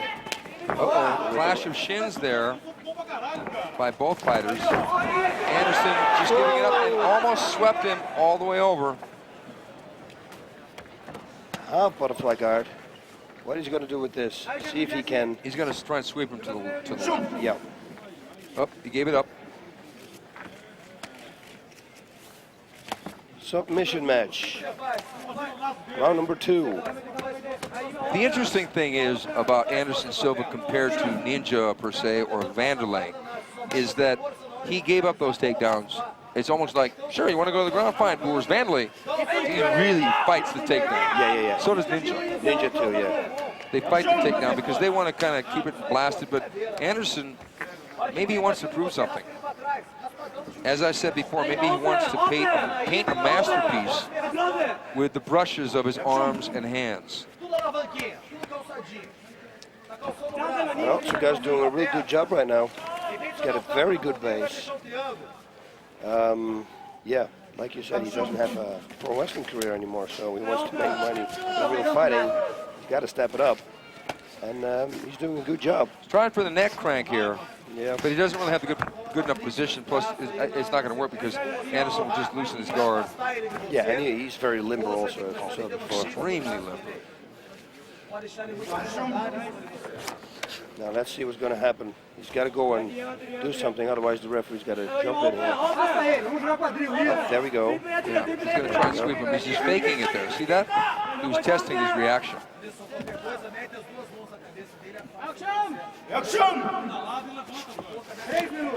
Yep, if nothing happens more than this, okay, this is good. He's going to go for a knee bar? No. Anderson not going to be in a good position here because he might be able to get kneed, but look how he just gets out of danger. Look at this. He's going to go? No. He's going to go high. He's going to go again. He's going to go high. He got one leg out, both legs out. I'm wrong here. Oh, no, he can kick one leg under. This is that's a great position for him. Ooh.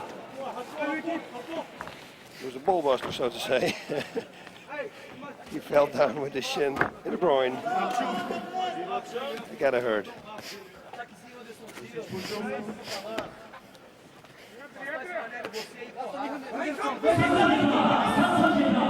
Two minutes left in this second round. It's really kind of surprising. Yeah, I would have thought of a submission in this round, or something to happen in this round. But it's very difficult to fight a guy who's got a very good base, and he just sits in there. And I don't know what Alex tries to do that with it stand up, because it's gonna open the guard. But Alex staying busy, elbowing to the body.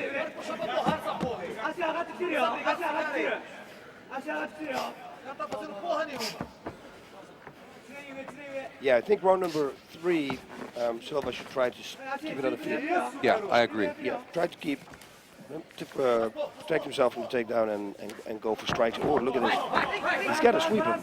I think that 10 to 15 pound weight advantage Otsuka has is making the difference here to some extent in the surviving of Otsuka, because if they were the same weight, we saw what happened. Otsuka is a veteran of fighting guys from shoot box because he did fight Vanderlei Silva last year, and it was Cold Fury 2.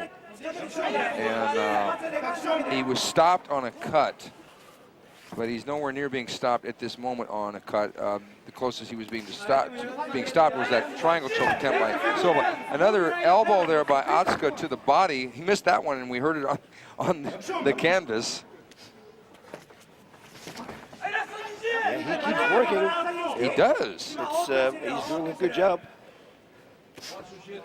In the end, a few seconds left in round number 2. Yeah, I think the instructions from the shootbox corner should be, okay, let's try this third round on the feet. Go for a knockout. Okay, and there you have it. I mean, Otsuka did pretty well in that round.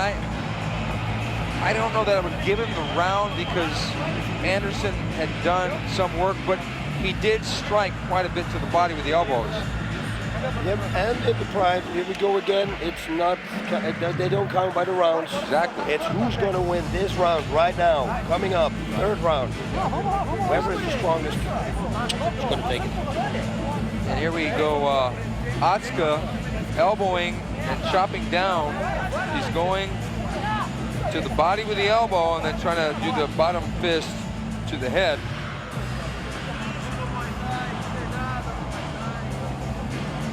Not a terribly active round compared to the first, which was right up there with Matsui, Carlos Newton in some ways. Yep.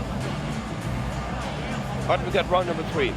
Yeah, round number 3. I'm betting that we're going to see an aggressive Anderson Silva, and I'll tell you, Otsuka is not a guy to back down.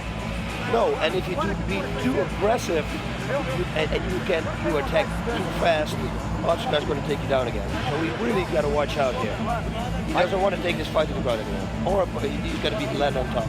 I think because Anderson has been taken down both rounds, that he should not worry about kicks. He should box. He should go out there.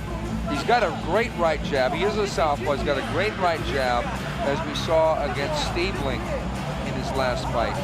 I think he should box and try to get Otsuka out of there with punches, and then set up the high kick. Because you know as well as I do, if you just go out there and throw a high kick, it's pretty easy to see it coming. Yeah. Unless you set it up with a fake or with some boxing. And I think that's probably what Vovchanchyn might be telling him. Yeah, look, just go out there and kickbox this guy. Yep. And if it goes to the ground, you got to be on top. Do anything in your power to get to be on top.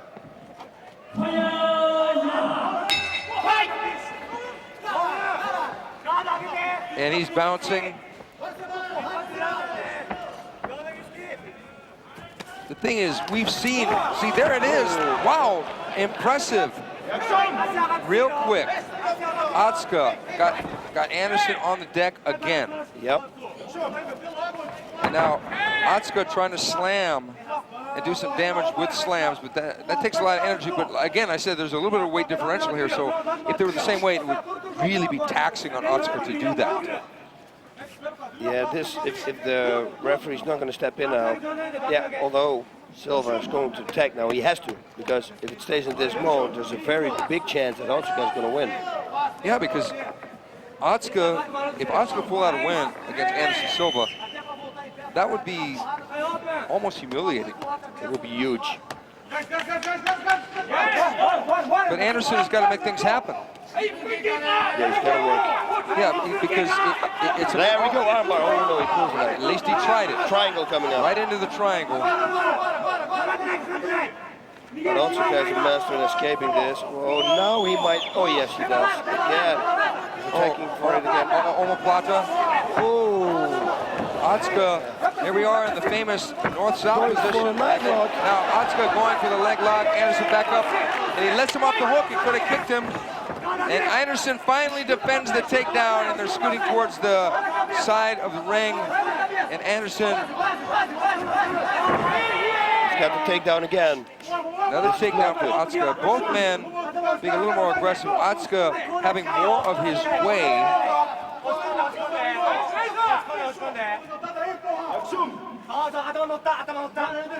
Yep. This could be a win for Otsuka if he continues doing this now. Anderson has got to put him in danger again. Yep. At least one more time. If he doesn't, this is going to be huge, because a lot of people feel, now some people feel that Anderson Silva is best suited at fighting at 170 pounds, let alone 185, let alone fighting a guy who's 200 pounds. So it is, we're finding out in some ways, this match is a little bit reminiscent of Pele versus Matsui. Pele, who's one of the greatest fighters in the history of the sport, came in outweighed by Matsui, who did not have an impressive record, but always fights his heart out, and decision Pele. Are we seeing the same thing here? I don't know, because Anderson has fought a more scientific fight than Pele did against Matsui. Pele tried for the armbar early on for the longest time. So I don't know, but it's up to the fighters to make things happen. Yeah, Silva's been attacking non-stop with submissions, but Alexander has been escaping them non-stop. But that's got to count for something too. He's got the takedowns now in this last round. Every Two round. of them. Yeah, all of that. Yes. Every round. But I'm really concerned always about the last round because that's the round they're going to count. And that's why I think, you know, if he keeps doing what he's doing right now, he's going to win the fight. And he only needs to do it 2 minutes. Yeah, we've got 2 minutes, and Anderson has not been able to flip Otsuka over, except for the fact that when he got him in the triangle choke. But then he ended up on the bottom again. Otsuka's base is pretty good. He's got a very good base. I said it before, it's very difficult to get this guy off, trust me. Yeah. Vanderlei's corner, which is very close to us here, I mean, because of the seating arrangement here, we're actually right next to the blue corner. They're imploring him to really get busy, I would think. I don't speak Portuguese too well, but they're getting pretty excited. But Otsuka is the one who's getting busy.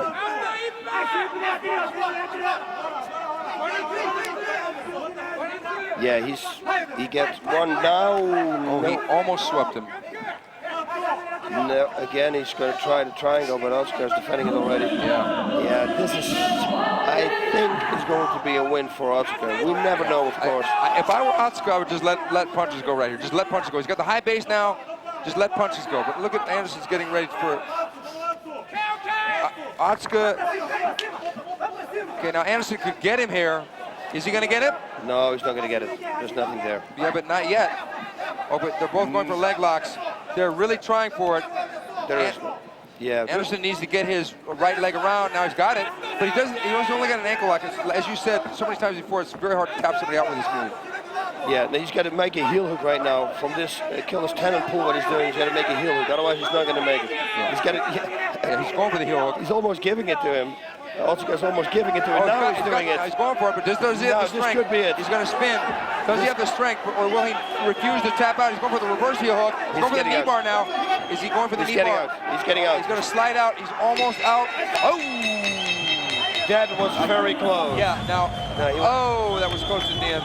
I would have to give it to Anderson Silva because he had Otsuka closer to finishing than Otsuka had him. It's true. He did.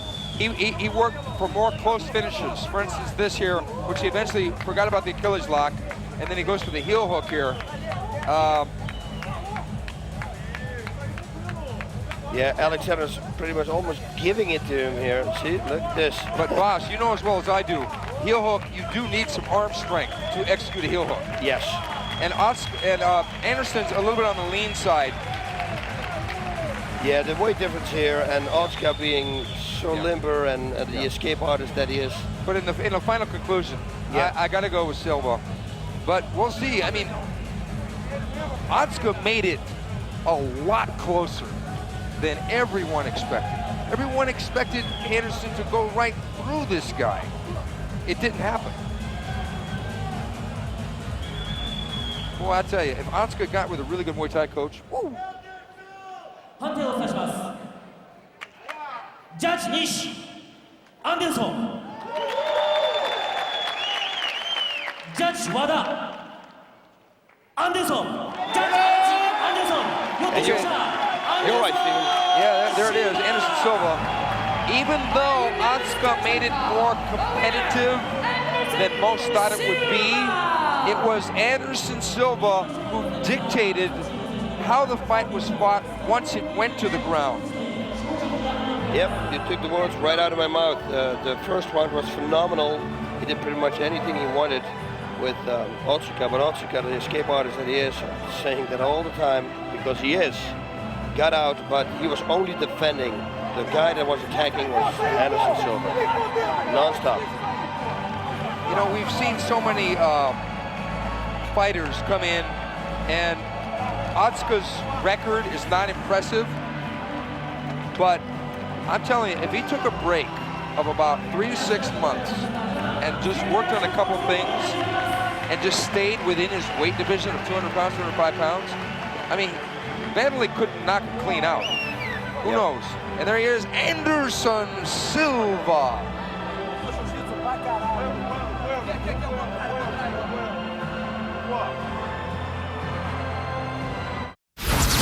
Brazilian top team is a name synonymous with some of the greatest fighters in the sport.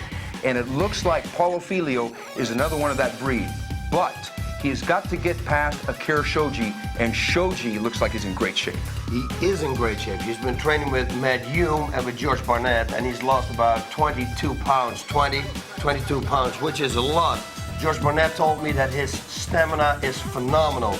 He's going to need it because, yeah, Filho, he's the greatest guy in submissions. I think this fight maybe could be won by Filho and by submission. Well, I don't agree, boss, because I think that even though Filho is a 3-time world champion in jiu-jitsu, Akira Shoji has been in the ring and gone the distance with some of the greatest in the business. So I got to go with Filho by decision.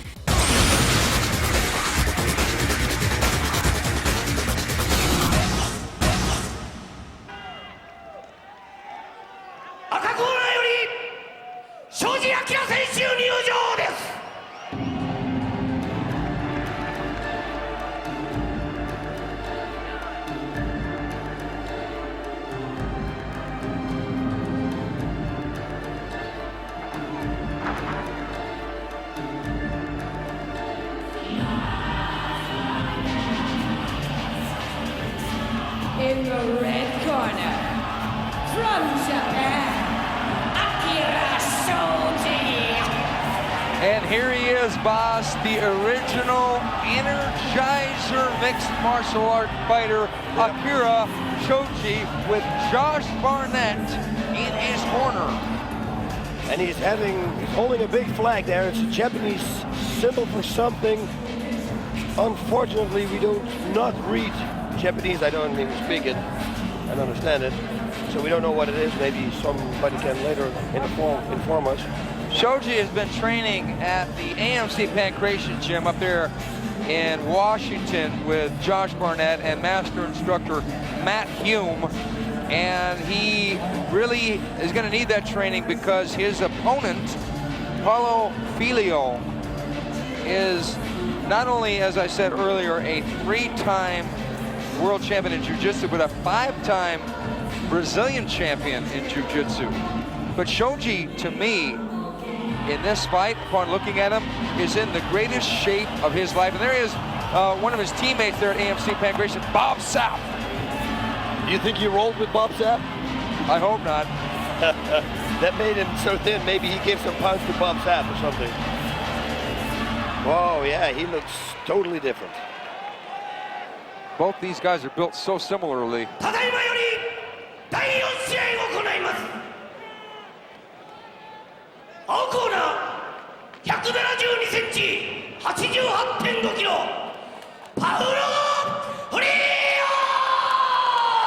From Brazilian top team, Paulo Filho with the Pride Heavyweight Champion, Minotauro Nogueira in his corner.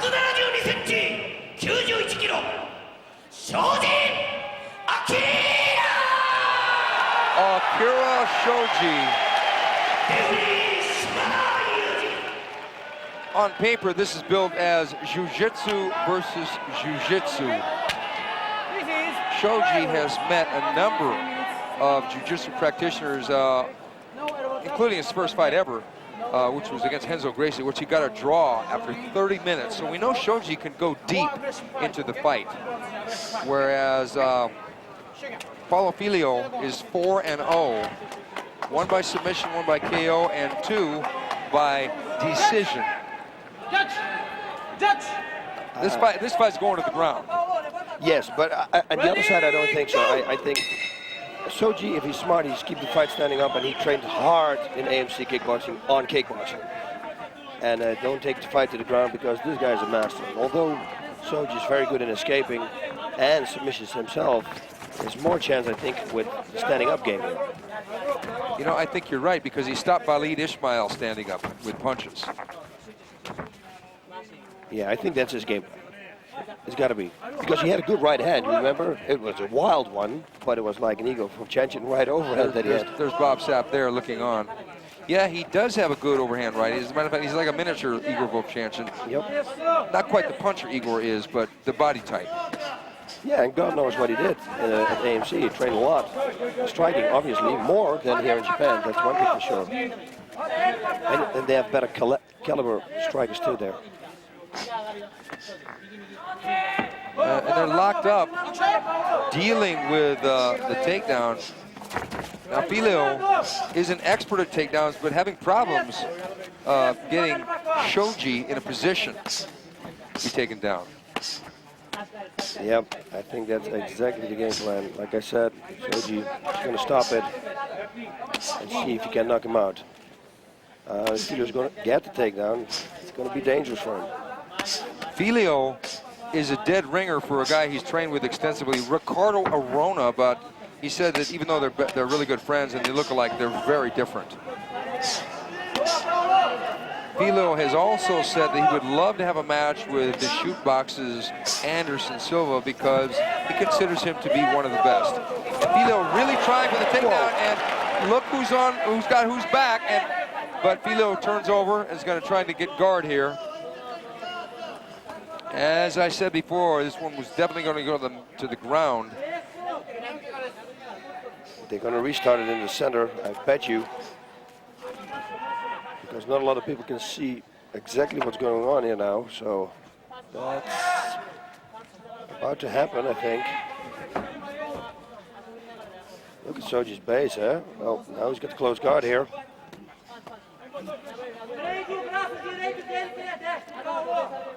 Yeah, they got to restart it in the center.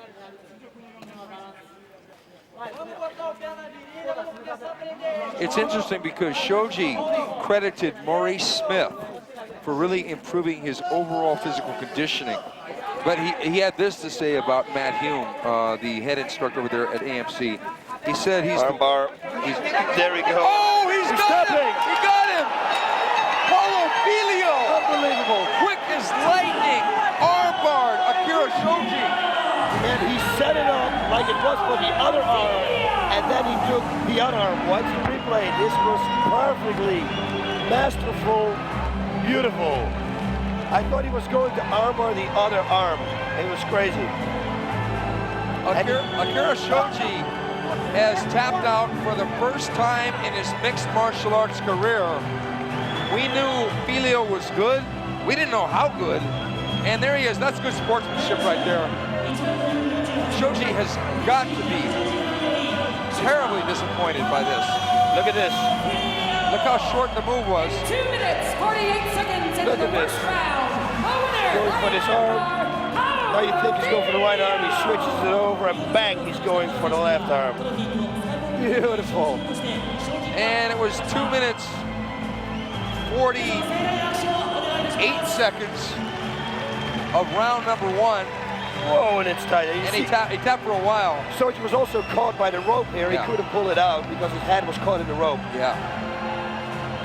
Man, I'll tell you what. Paulo Filho, look how strong that guy is.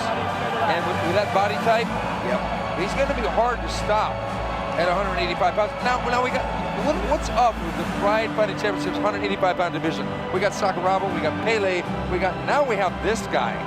Brand new, ready to rumble. Anderson Silva.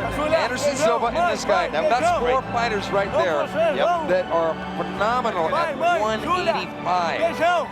That will be a great Dan Henderson can drop down and make 185 and really throw some punches into the mix. That's a crazy division right now. This guy, I don't know, boss. I don't know anybody's going to want to go to the distance or go to the ground with this guy. You said it before, he's got the perfect build for a submission fighter. He's short, stocky, he's very strong, and obviously we've seen he's very technical. This was beautiful. It was, also because of the ropes. Well, you know, Such a good escape, but still it was so tight, the armbar. Right, and it's as I said before, nobody had made Shoji tap out before, and he's been to the mat with some good fighters. Yep. But this guy, boom, in under 3 minutes. Now, it almost seems to be a ceremonial thing when I bring Heath Herring onto the camera. But Heath, we got to take a peek at that hair. Okay. Okay, there it is. And I like that. I like the fact that the blotch is a little bit off to the side. Yeah. Was there any meaning for that? I don't know. I think it's because the guy was a little bit late. Okay, now you're at least partial, but is it true that blondes have more fun? I know. We're going to find out after the fight. Your fight with Minotauro Nogueira was one of the greatest many of us have seen. Would you like another piece of him? Oh, of course. That's what we're here for. We're here to be the best in the world. And right now he's got the belt and he's #1. So that's what we're shooting. We want to be at the top of the mountain, not the bottom. Keith Haring is back after a 7-month layoff, and he's fighting Igor Kotchkin from Russia. Yeah, that's a difficult name to pronounce. Yes, it is. Keith Haring is back, like you said. He's got something to prove. We don't know anything about the Russian guy. I don't know how to pronounce his name, so I call him the Russian guy. We don't know anything about him. What we do know is that Keith Haring is in a phenomenal shape, and he's got that feeling, he's got the urge to get back in the ring and show everybody he's the best in the world. Well, Inori is, I do know something about him because he's a Kyokushin karate guy who did go the distance with Ricardo Arona. So I think he's got not only the ability to survive, but the ability to win because he beat Alistair Overeem by decision. So that's a tough one, but I think that Heath is going to win the decision here.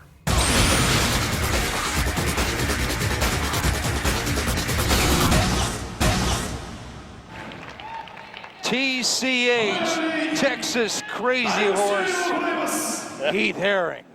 青コーナー185センチ109キロ高知県有利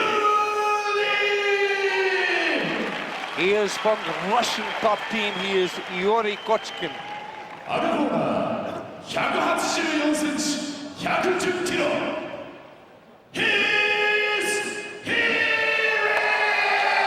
Against the Texas Crazy Horse, he looks to be in phenomenal shape. Oh, he does.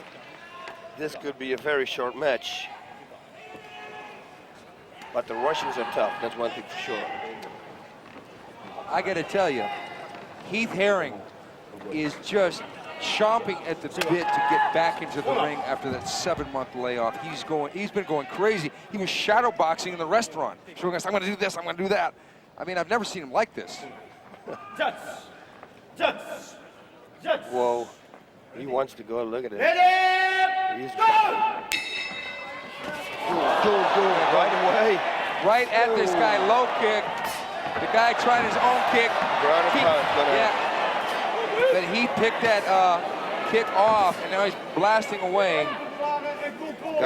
He's got to pass the guard now. Open guard it is. So let's go. Go to the side. Iori comes from a karate background. He's a Kyokushin guy, but that's not going to be a factor at this point. Somebody's bleeding, I think. But we don't know who. Nice. He's got to go.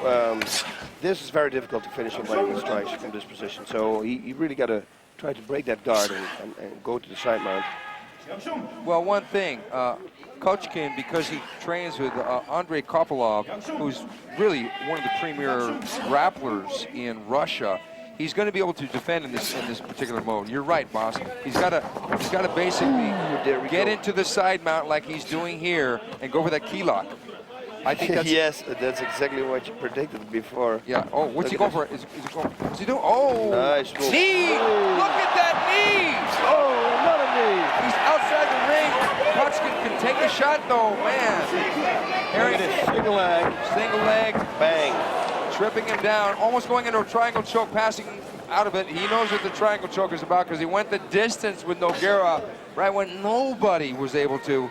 Keith Haring in the upper echelon of anybody's top 10. Really coming out here with a spirited performance so far. Key lock's coming up. Yeah, he's going to go for that key lock. He's got to flatten Let's out. get it. Got to flatten out his stomach. But Kotchkin rolling and eating some knees as a reward. Kotchkin has got to get out of this position. He's got to get out of this position. And he stands back up and throws a wild right hand. And he has no slowing down in him. Look at him. At 24 years old, he is 14 years younger than Iori. Iori's got his back, though. He's got the hooks in, but Heath is not going to worry about this. I don't see this as being a factor because traditionally, Kotchkin is not from a grappling background, even though he does have grappling moves, knee bars and arm bars and things like that.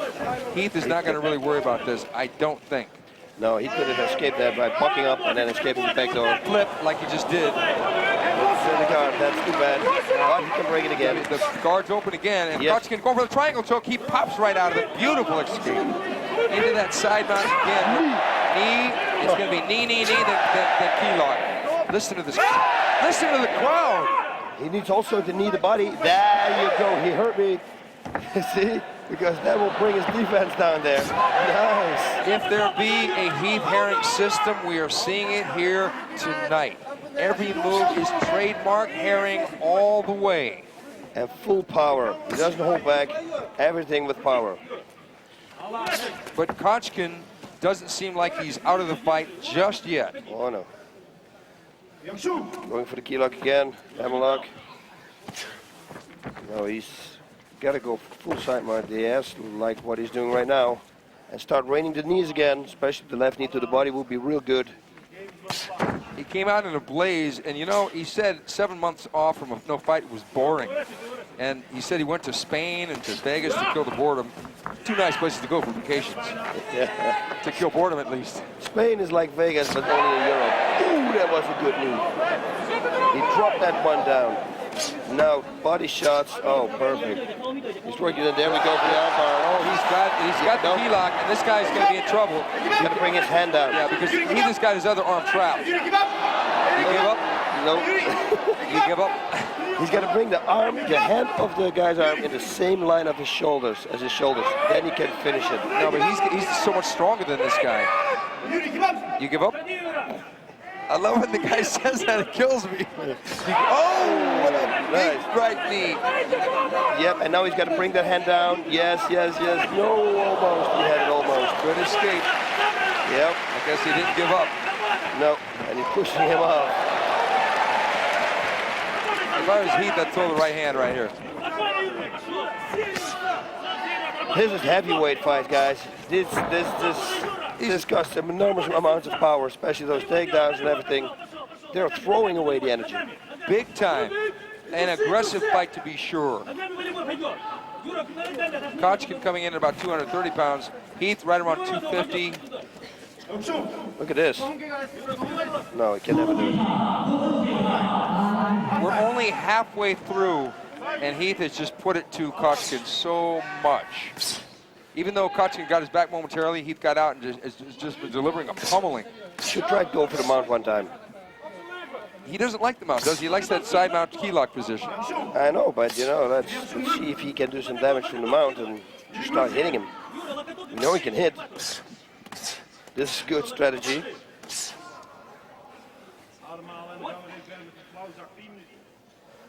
Yep, if he takes that key lock again, he's got to bring the hand down. And it looks like he's going to do it again. I think because of the age difference, stamina is going to be a factor against the Russian. He's going to go for the mount, boss. Yep. But if he goes for the mount, he's going to have to give up the... key lock. Yeah. But who's trying to key lock who here? I mean, from the bottom, yeah, right. Okay, here comes the knees again. Punches. Wow. Going for the Kimura there, Kotchkin on the bottom, but he pops his way out. No, this is dangerous. Yeah, this is a tough position.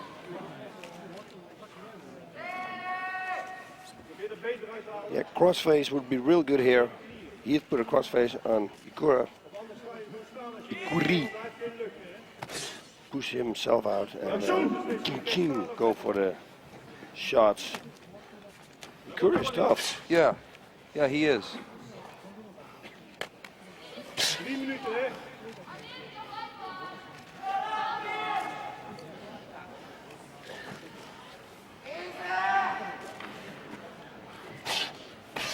Let me rephrase this here. It's Yuri. Yeah, exactly. It's almost like Y-U-R-I, except for it's I-O-U-R-I. Yeah, only they gave it to me in Japanese, and that's spelled differently. It's one of those typographical semantics, we'll call it. Yeah. It's like in a Thai restaurant. It's like the rocker room.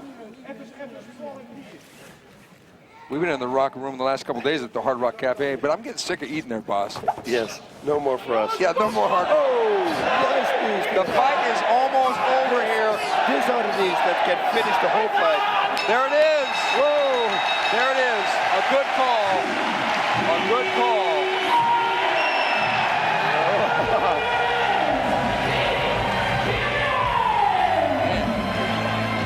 You know, that's his bread and butter right there. As I said before, if you want to see the Heath Herring system of fighting, just watch this fight. You saw it all. It was 7 minutes, 31 seconds. TKO, referee stoppage, and a good one at that. But I'll tell you, Kotchkin, man, that guy, he didn't have quit in his eyes at all. At all, nothing. In fact, he's really not happy with the decision. Look at him here. But you know, he didn't defend it. He was just holding his hands there. We see Heath Herring here with his little brother, 19-year-old. That little brother is like 6'6", 330 pounds. Yeah, he's real little. And his name is Hunter Herring. Look at these knees. It was all about knees in this fight, folks, and that kick, ouch. Ouch. Yeah, Heath Herring is back. Here we go, passing it. Knees, and now he starts raining. Yeah, it's almost north-south position. And even though the Russians' arms were in the way, that still does damage to the cranium. We don't like to see that too much. You know, give it like 4 or 5 knees like that, and the referee knows, yeah, it's time. Because, you know, you want to fight another day. Because it's not about, you know, oh, he wasn't knocked clean, unconscious. We don't necessarily need that. I mean, the guy, he was defeated. He didn't do anything to get out of this position. Yeah, he did, yeah, because he would have been stuck there maybe for the next 2-3 minutes. And there he is. Look at the fans. I'll tell you, you could almost have a photographic book of the haircuts of Heath Herring.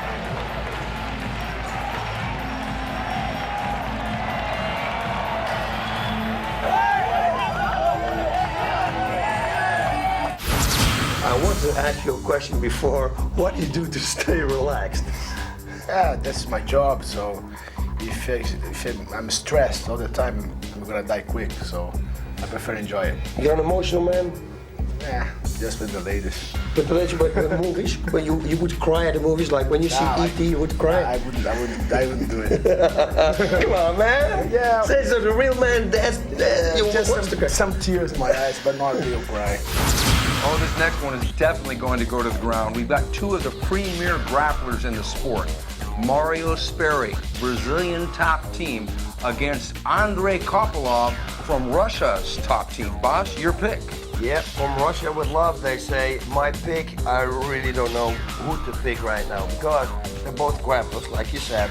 Koplov, though, is the stronger guy. He's the bigger guy and the stronger guy, but he's also the older guy.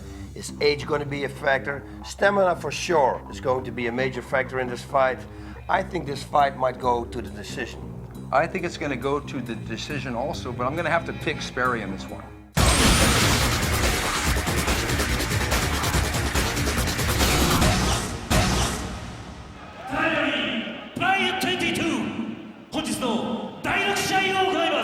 And now for the 6th match. 青コーナーよりアンドレイ・コピロフ選手の入場です。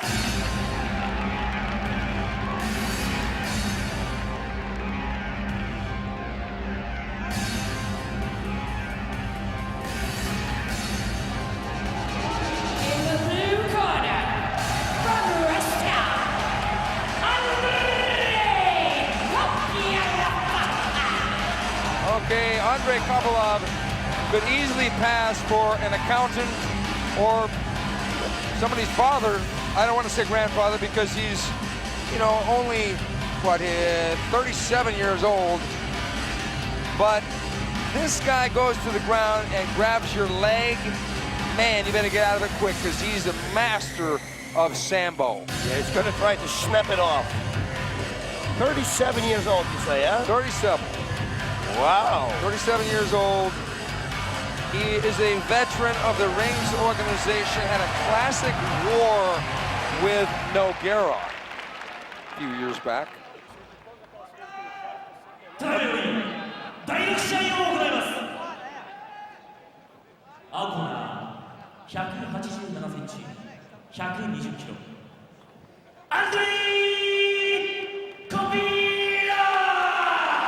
Andrei Koplov has stated clearly, Mario Sperry can give no kind of threat to him. 180センチ、103.5キロ。 Yeah, I don't know about that.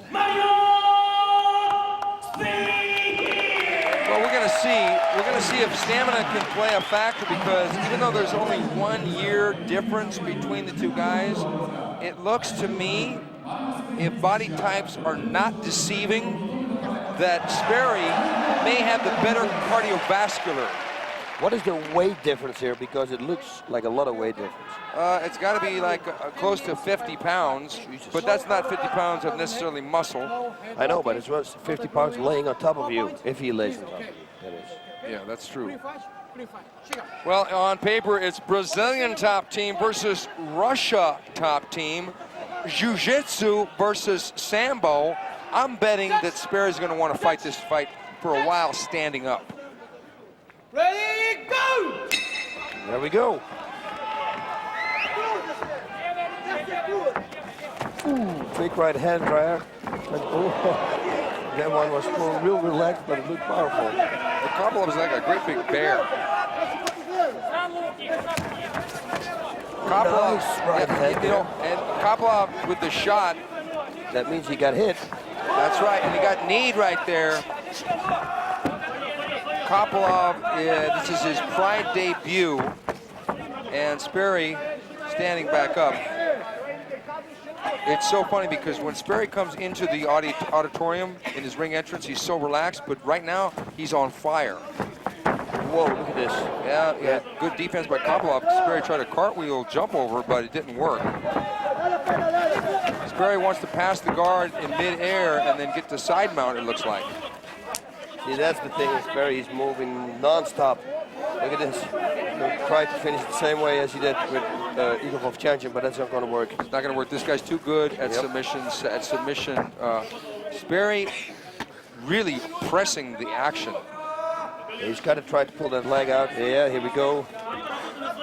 And then go to the side mount, in which he will have way more options than right now.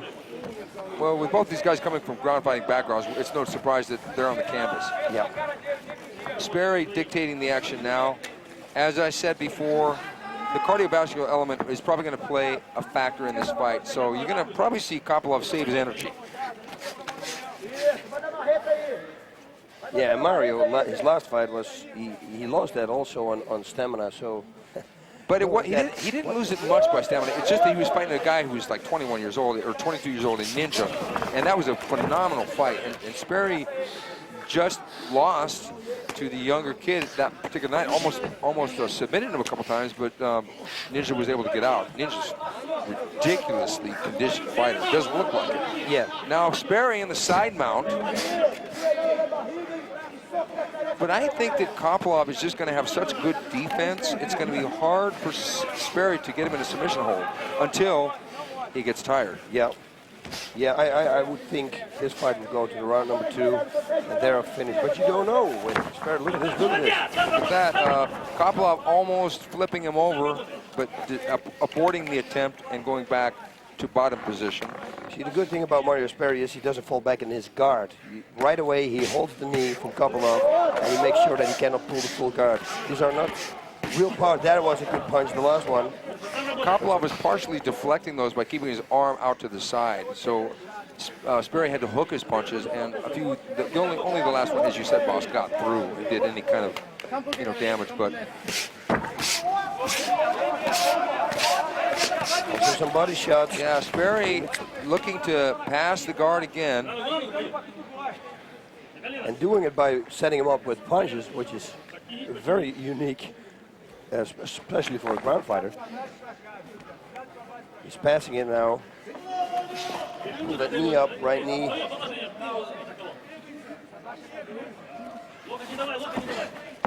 With a strong hold on him. Okay, now with the guillotine, it's going to be about knees right here because he's not going to be able to tap Koplov out with the guillotine choke in that position. But he's dominating him with strikes. And even a kick there to the head. Oh yeah. Stop, don't move, stop, don't move. Okay, they're going to scoot him back to the center of the ring, I believe. Yep. Good fight until now. Oh, yeah. And it's been all Sperry.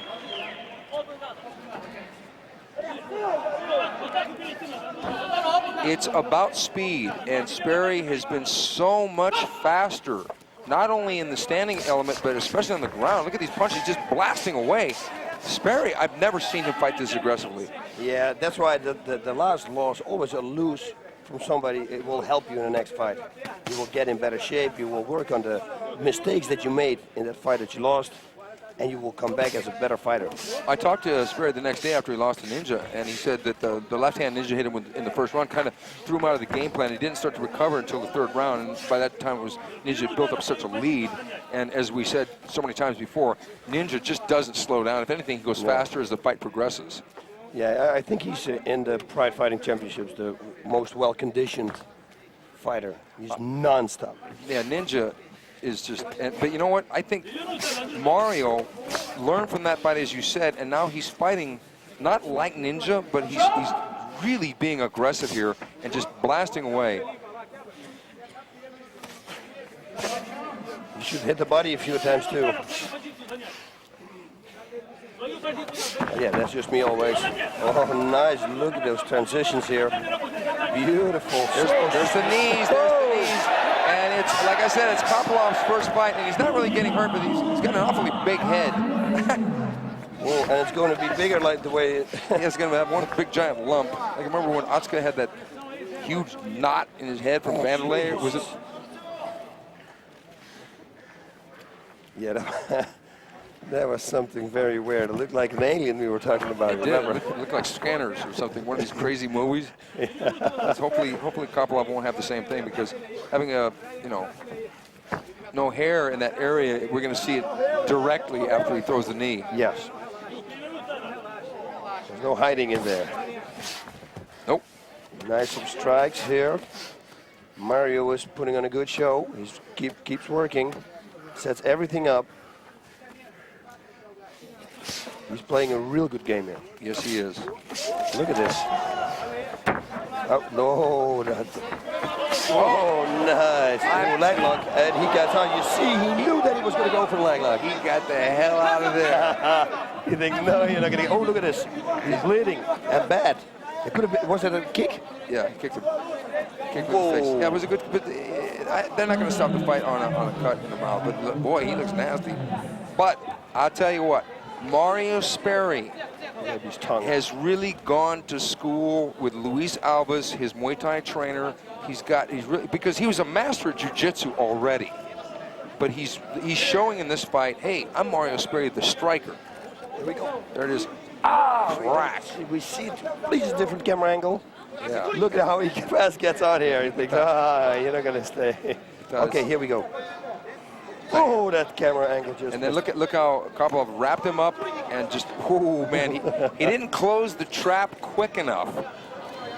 And that's how you call the corkscrew escape, what Mario did there. You twist your body and you pull your leg out as fast as you can. But this is going to be a difficult one for Koplov to win. Mario is in a phenomenal shape. Mentally, everything is perfect with him now. Whoa. I don't know what's going on here. Took the shot. I hope he didn't have to get some replacement dentistry as a result. Yep.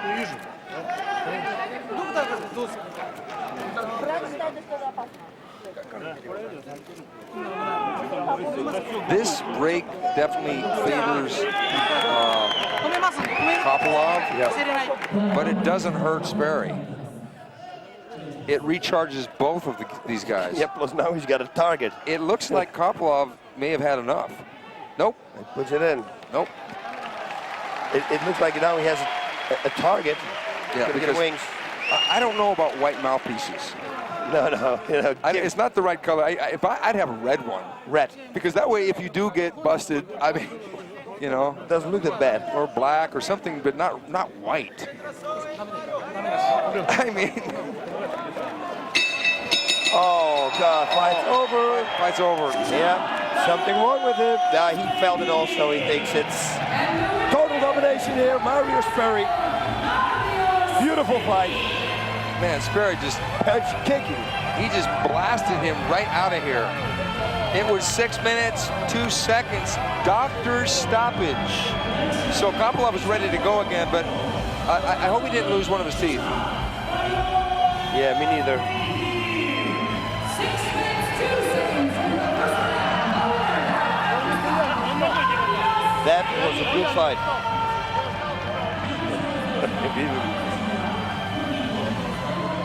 Oh, look at the kick.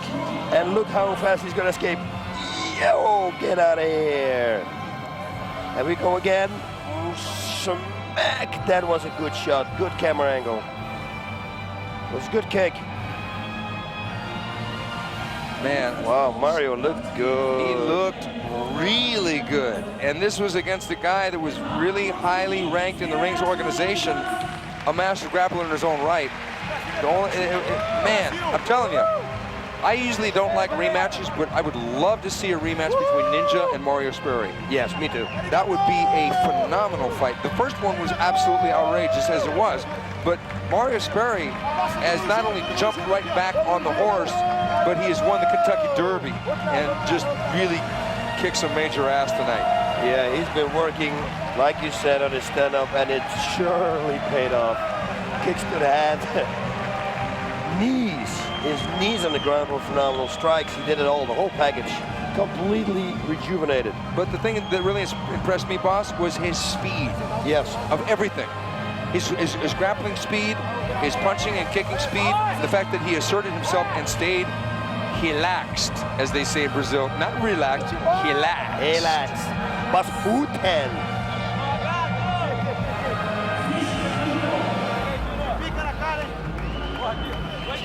It looked like that cut inside Koplov's mouth was very, very deep, and the doctor stopped it to avoid any lasting damage. So it was a great call, because Koplov, you know, he's been around, and we don't want to see the guy get hurt.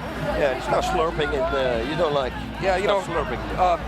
Mario Sperry is the teammate of the great one himself, Rodrigo Minotauro Nogueira, and it is very possible we're going to see Nogueira here November 24th for Championship Chaos 2, and that's going to be from the Tokyo Dome, and it's going to be same day delayed broadcast? Same day delayed.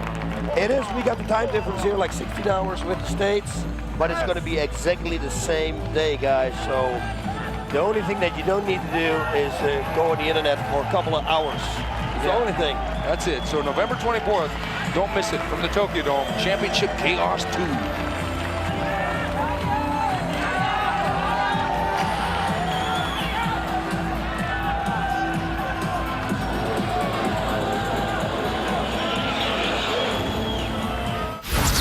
You're going to be fighting a guy who's considered a heavyweight in Vovchanchyn. Does that pose a lot of emotional risk to you? Yeah, it do. You know, this be my first time fighting somebody as big and as skilled and as quick as Vovchanchyn is. You know, but I gotta step up. You know, I can't be fighting these paperweights forever. You know what I'm saying? One day, you know what I'm saying, I want to be the best fighter, the top 10. Now, you're going to be fighting a wild man in Quentin Jackson, and he's a wrestler, and you're a kickboxer. Do you think that equation is going to make for an exciting fight? Я думаю, что будет бой нормальный, зрелищный, но не надо меня пугать после перерыва. Меня запугивают уже, говорят, страшный. Я постараюсь никого не разочаровать. То есть я сам не знаю, на что я готов после перерыва.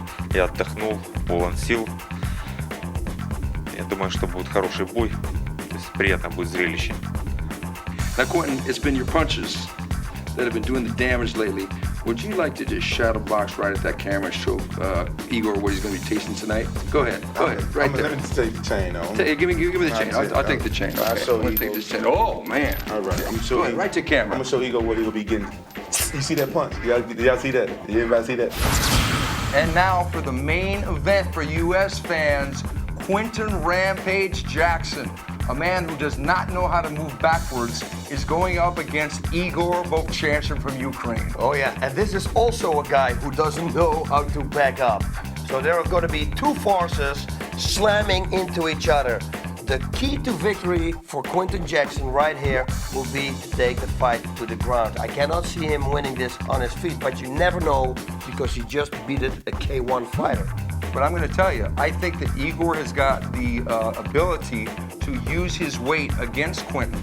I think that Igor has probably got the better chance of winning, but this one is going to be hard because both guys have hearts of iron. One more time.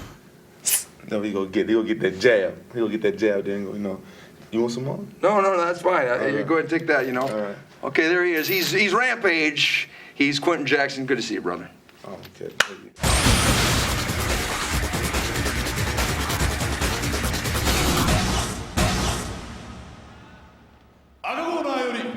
Igor Vovchanchyn 選手の入場です。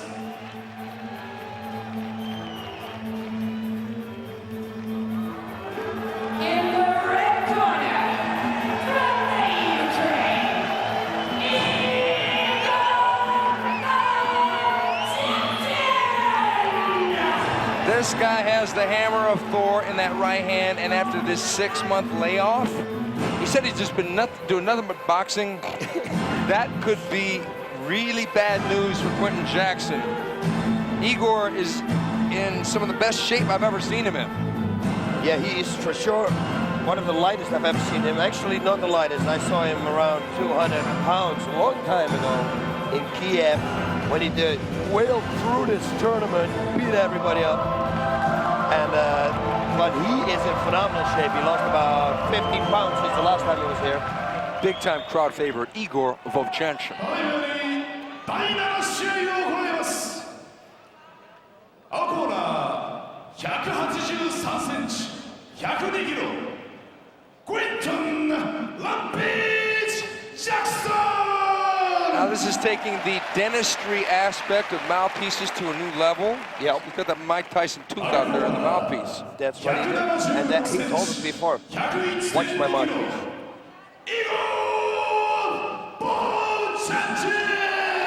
But no doubt that Igor Vovchanchyn is going to aim that left hook at that little black mark on Quinton's mouthpiece. You took the words right out of my mouth again, Mr. Fight Professor. That's going to be his aim. It's going to give him a note. What does the note say? It's going to say, I must break you. Well, hopefully it won't have any cursing. Please don't hit me. Igor's going to say, you know, dude, sorry, I'm Russian. I can't read English. Sorry, wait. Jackson. He gave him his autograph? Who knows? I mean, but you know what? Quinton is outrageous. The guy's, he's full of surprises.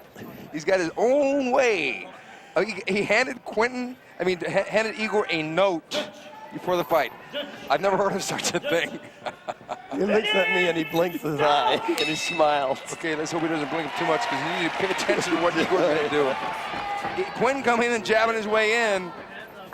Quinton is one of the best students of the game. And Quinton doing what he does best, getting into the clinch.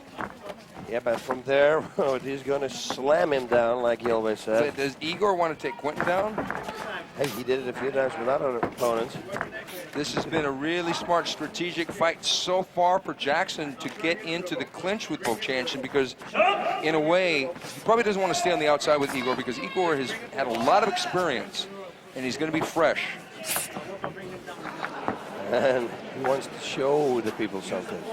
Like he always says in interviews, he wants to show that he's the best.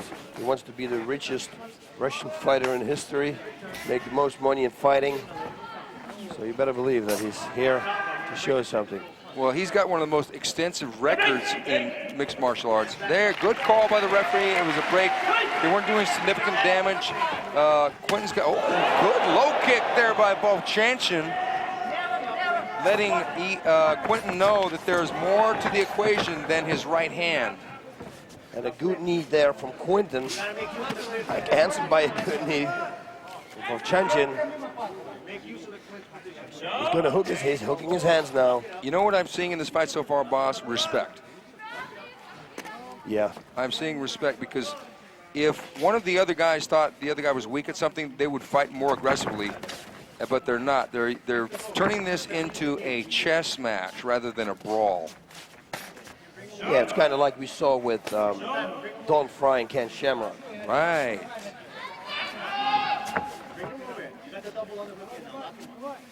Igor, a veteran of over 60 mixed martial art fights at 29 years old, has still got some juice left. But Quentin, at only 24 years old, has got nowhere but up to go. I mean, he's really headed for the top. If he beats Vovchanchyn, it would definitely be the biggest victory of his career. Yeah, for sure. It looks like he's looking for a throw now. Yes, he is. Oh, good call, good call. One person needs to make one mistake in this fight, and that's what I think. Oh. Quentin has improved his stand-up so much under the tutelage of Colin Oyama from Team Punishment fame. Look at the defense. Oh, nice high kick there. High kick by Vovchanchyn. We don't see that too much. Normally it's the liver shot. Oh! Vovchanchyn blasting in and getting... Look at this. Oh! There he is, the slam. I'm telling you, guillotine choke attempt. Igor jumped into the guard. Quentin picked him up. It was straight out of Luta Libre from Brazil. Slammed him down Marco Rua style. Okay, now that's what Quentin says. I like to slam people. That's what he means with it. He really, really does. I mean, an outrageous sequence. And he tries to throw the people on the head, as you notice. Well, he wants to end the fight. Yeah. And that's a way to end it. Well, it's not a tennis match. It's mixed martial arts, and unless you add so many darn rules that it becomes like a full contact karate fight, certain things got to be legal. Otherwise, guys got to pay the price. Yep. Now, this is a good position for Quentin. He better start working. Well, Quentin on top, but Vovchanchyn has been underneath such great wrestlers as Mark Coleman, Mark Kerr, he fought twice. Jackson on top. He would like to thank KMS Wheels, Peter and Hector, who made him his unbreakable mouthpiece, and Kenny Knoll of underworldmedia.com, and of course the man himself, SureDog.com. Quentin Jackson has showed a lot of verve in this fight so far, in that he has taken Igor out of his game. He's doing that for sure. And look at this. Does he have the mount position? Yes, he has. And he's got a very good base too. He's got that wrestling background, and he's going body head. He's doing a perfect job. Whoa! Almost turned over there by Vovchanchyn. Vovchanchyn's got to get out of this position. Get out. Because Quentin can hit. He proved that when he fought his fight in K1. That's a big right hand. Vovchanchyn has got to get out of this position. He's got to at least start bucking. He's hurting him. He's hurting him. He's got some really heavy punches here. And you see he's working the body and the head, which is a perfect thing to do. There you go. Oh, look at this escape. Beautiful. Beautiful bucket. Vovchanchyn blasting away. God, and he throws him again. Oh, what an amazing match this has turned into. Quentin Jackson blasting away. Igor bucking, rolling, standing back up, trying to take Jackson out with punches, and Jackson picking him up and blasting him back to the canvas. An amazing sequence. Jackson really showing that he can hang with Vovchanchyn thus far. Hang with Vovchanchyn? He's outpowering him right now. Before something crazy is going to happen, I have to say, he asked me, please say hello to the people at home from Memphis, Tennessee, boss, because he loves that place. Igor's going for a leg lock here. You're talking about Jackson, I'm sure. Yes. Oh, he's got the leg straight. No, he's got the knee out. He's got the knee out, and he's in a bad position to be stomped. Let him back on top, Quinn. Get back on top. Not let him back up. This is a good fight. Look at Jackson. That was a good remark there, Mr. Piper. I like that. Memphis, Tennessee. Yeah. We wouldn't be talking about Igor there. No. No. I don't think Igor's been to Memphis recently. But eat some oysters. No problem. Take your time. Take your time. Stop! Don't move. Don't move. Don't move. He said don't move. No. He said no move. Hello? Can you hear me now? Can you hear me? Can you hear me now? Hello? Can you hear me now? Anyway. Restart in the center of the ring. Fight! We better not start. Okay. It's gonna go wrong. Now here comes again with his heavy hands. He told us before that he hurt his wrists, but it doesn't show it at all. He hurt his wrist doing crabs, whatever that is. Crab walks. Crab walks. Well, he may have just stuck to eating crab and left the crab walks. Yeah, to I'm playing the crabs. crabs in the Las Vegas table. Yeah. No, that's crab walk. Yeah, crab walk. Yeah, but this is no joking matter right now for Igor Vovchanchyn. 3 minutes left, and Quentin has been in control so far. Yep, and he's going to pass this guy there. Oh, no, Vovchanchyn won't let him. What happened? What happened? What happened? Oh, he hit him to the body. He hit him to the body. Something happened. He hit him to the body. Woo-hoo, man. Whoa, what is it? Oh, man. Something happened. He broke his ribs or something. I think so, too. This is miraculous, to say the least. A lot of people, including myself. Now, Quentin has been sprawling everybody lately. Okay, Quentin Rampage Jackson winning by KO. 7 minutes, 17 seconds. Definitely, boss, this was the first top 10 fighter Quentin Jackson had ever faced in his life. He manhandled him. He manhandled him and knocked him out. We're talking about Igor Vovchanchyn.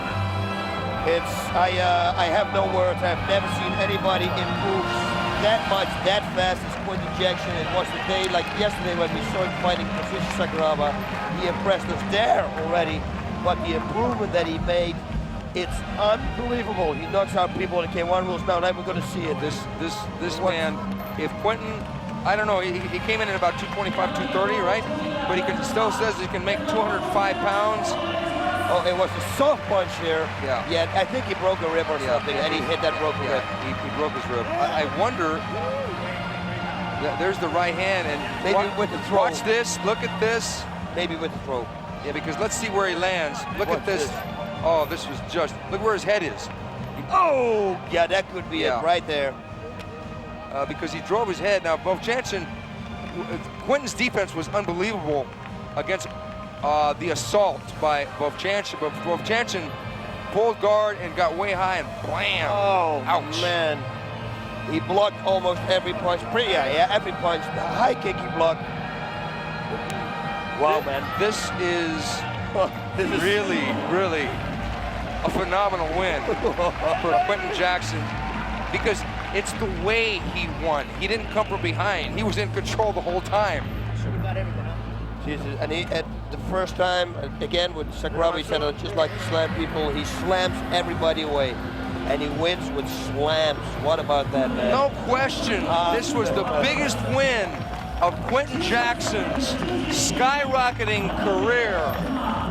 Wow, unbelievable. I had actually picked Vovchanchyn, and I'm glad that I can eat my words because it's the way that Jackson did it. Wow.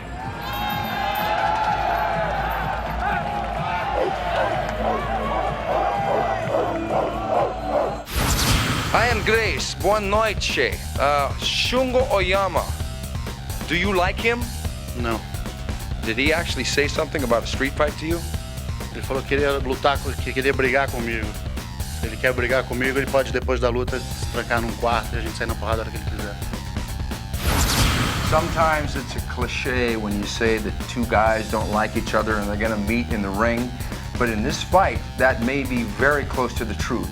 Shungo Oyama from Japan is under a huge amount of pressure because in his last fight, he took a lot of heat for dancing around and not doing a lot of damage. And he's facing a very emotional Ryan Gracie.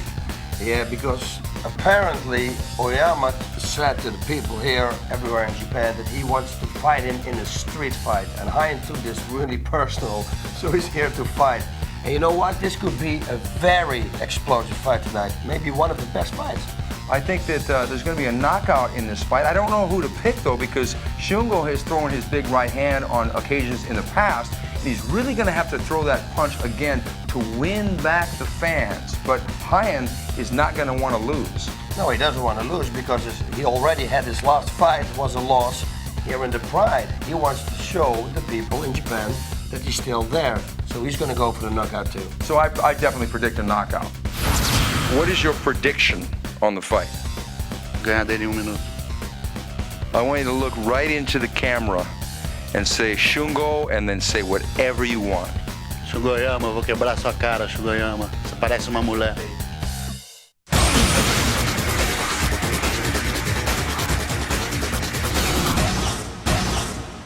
Pride 22本日のメインイベント明治生命ライフアカウント LA スペシャルマッチを行います。青コーナー174センチ90キロハイアン・グレイシー。 He's got something on his pec muscle. I don't know if he cut himself shaving or maybe it's a body piercing and they cover it up. That they cannot pull it out and then they cover it up with a tape. What we have here is a good old-fashioned grudge match. When you put a Gracie against a judo guy from Japan in Nagoya, you're gonna have fireworks, folks. Oh, look at this here. Oh, love kisses there. I don't think. Hyan Gracie would make such a good bad guy in motion pictures. Yeah. He really looks sinister. And there's Yoshida, the man who got the win over Royce Gracie in the Shockwave show. This is going to be a blasting match, man. I feel so. Something is going to happen here. Whoa! Wow! Wow! Shungo threw that right hand, and Gracie did the same thing he did with Tokumitsu Ishizawa and got his opponent on the ground. I think Gracie's going to try and submit him. Yeah, with the side jump, you think? He's going to try to jump over, and I don't think he's going to... I don't think he's going to necessarily work for that, but I think he's going to work jiu-jitsu. I think he's going to keep it on the ground. Yeah, for a while. If Shungo's going to make the mistake by crawling up in the corner, maybe we see the same thing that happened when he fought his first fight. Yeah, Shungo was choked completely out with a side choke or arm triangle choke by Khalid Ismail. So maybe Hyan wants to try and exploit that purported weakness.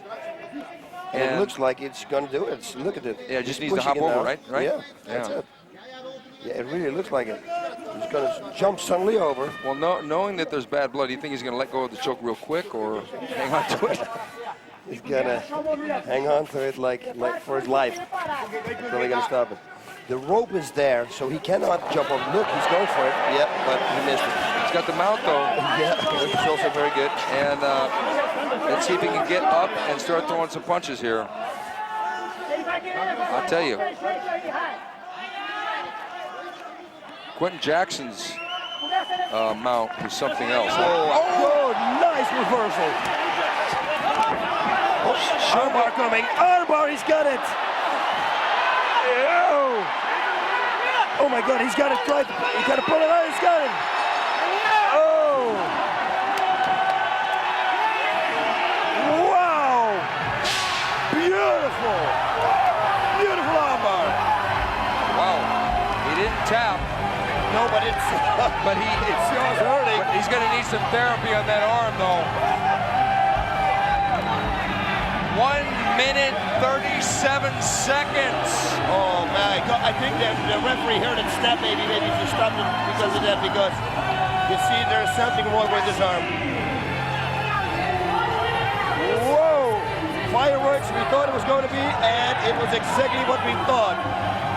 Man. Yeah, I thought he was going to work jiu-jitsu because Shungo flipped him over and was going to get aggressive and went right in. It was a classic scenario of what jiu-jitsu has been purporting for years to be able to defend against, and that strikes from the guard, and Hyan picked off that arm. Wow, like a fly getting picked off by flypaper. Man. You like that one, huh? I love it. I want to see the replay. Come on, baby. Yeah, he's going to need some therapy on that arm. Thank God, because there you see the tape came off. Here we go. Yeah.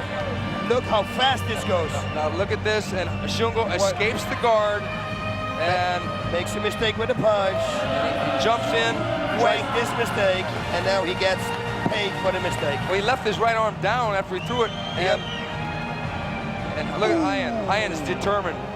He's gonna. Okay. Good move. Good move. Good move. Oh yeah, Shungo did not complain about that stoppage. No. And Ian, with a little bit of celebration right in Shungo's face. Yeah, I'll tell you, Shungo said that he was going to fight much more aggressively, and he tried. He tried his best, but when it came to the skill level, he had nothing on Ian Gracie. Oh, look at this, Ian Gracie with Mr. Morishita. We can't see it here. We cannot see it, but they got to show it to us.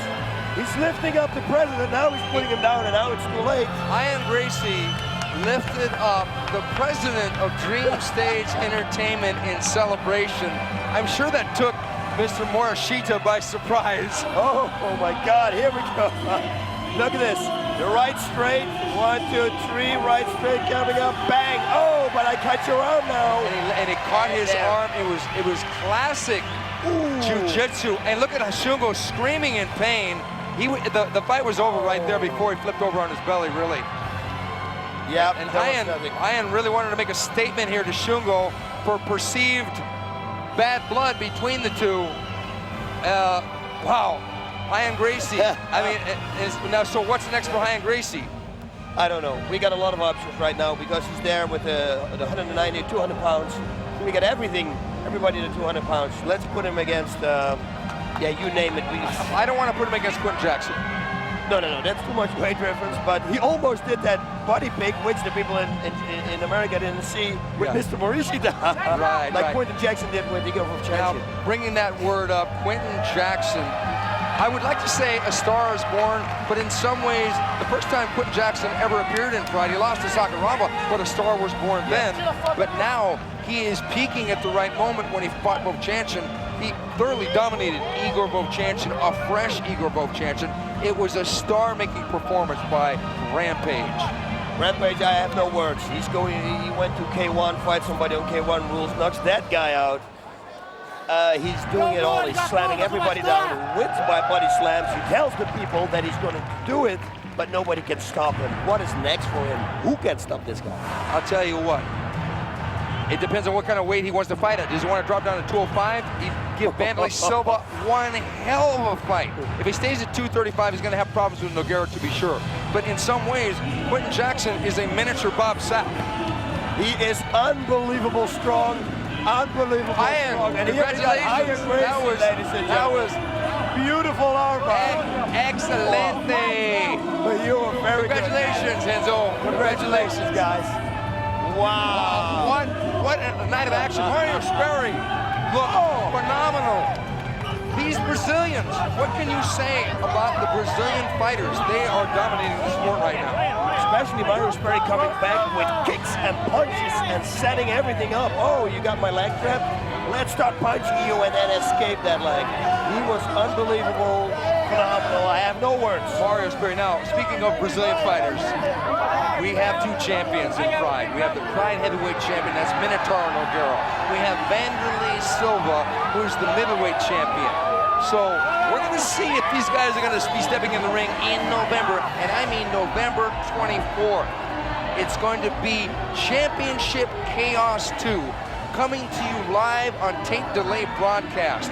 Set your VCRs or watch it with us. We're going to be here, Bas Rutten El Wapo, Stephen Quadros. This has been Beasts from the East, #2 from Nagoya, and it's been a pleasure to serve you once again. Arigato gozaimasu. Sayonara! Sayonara! Sayonara! Sayonara! Sayonara! Oh.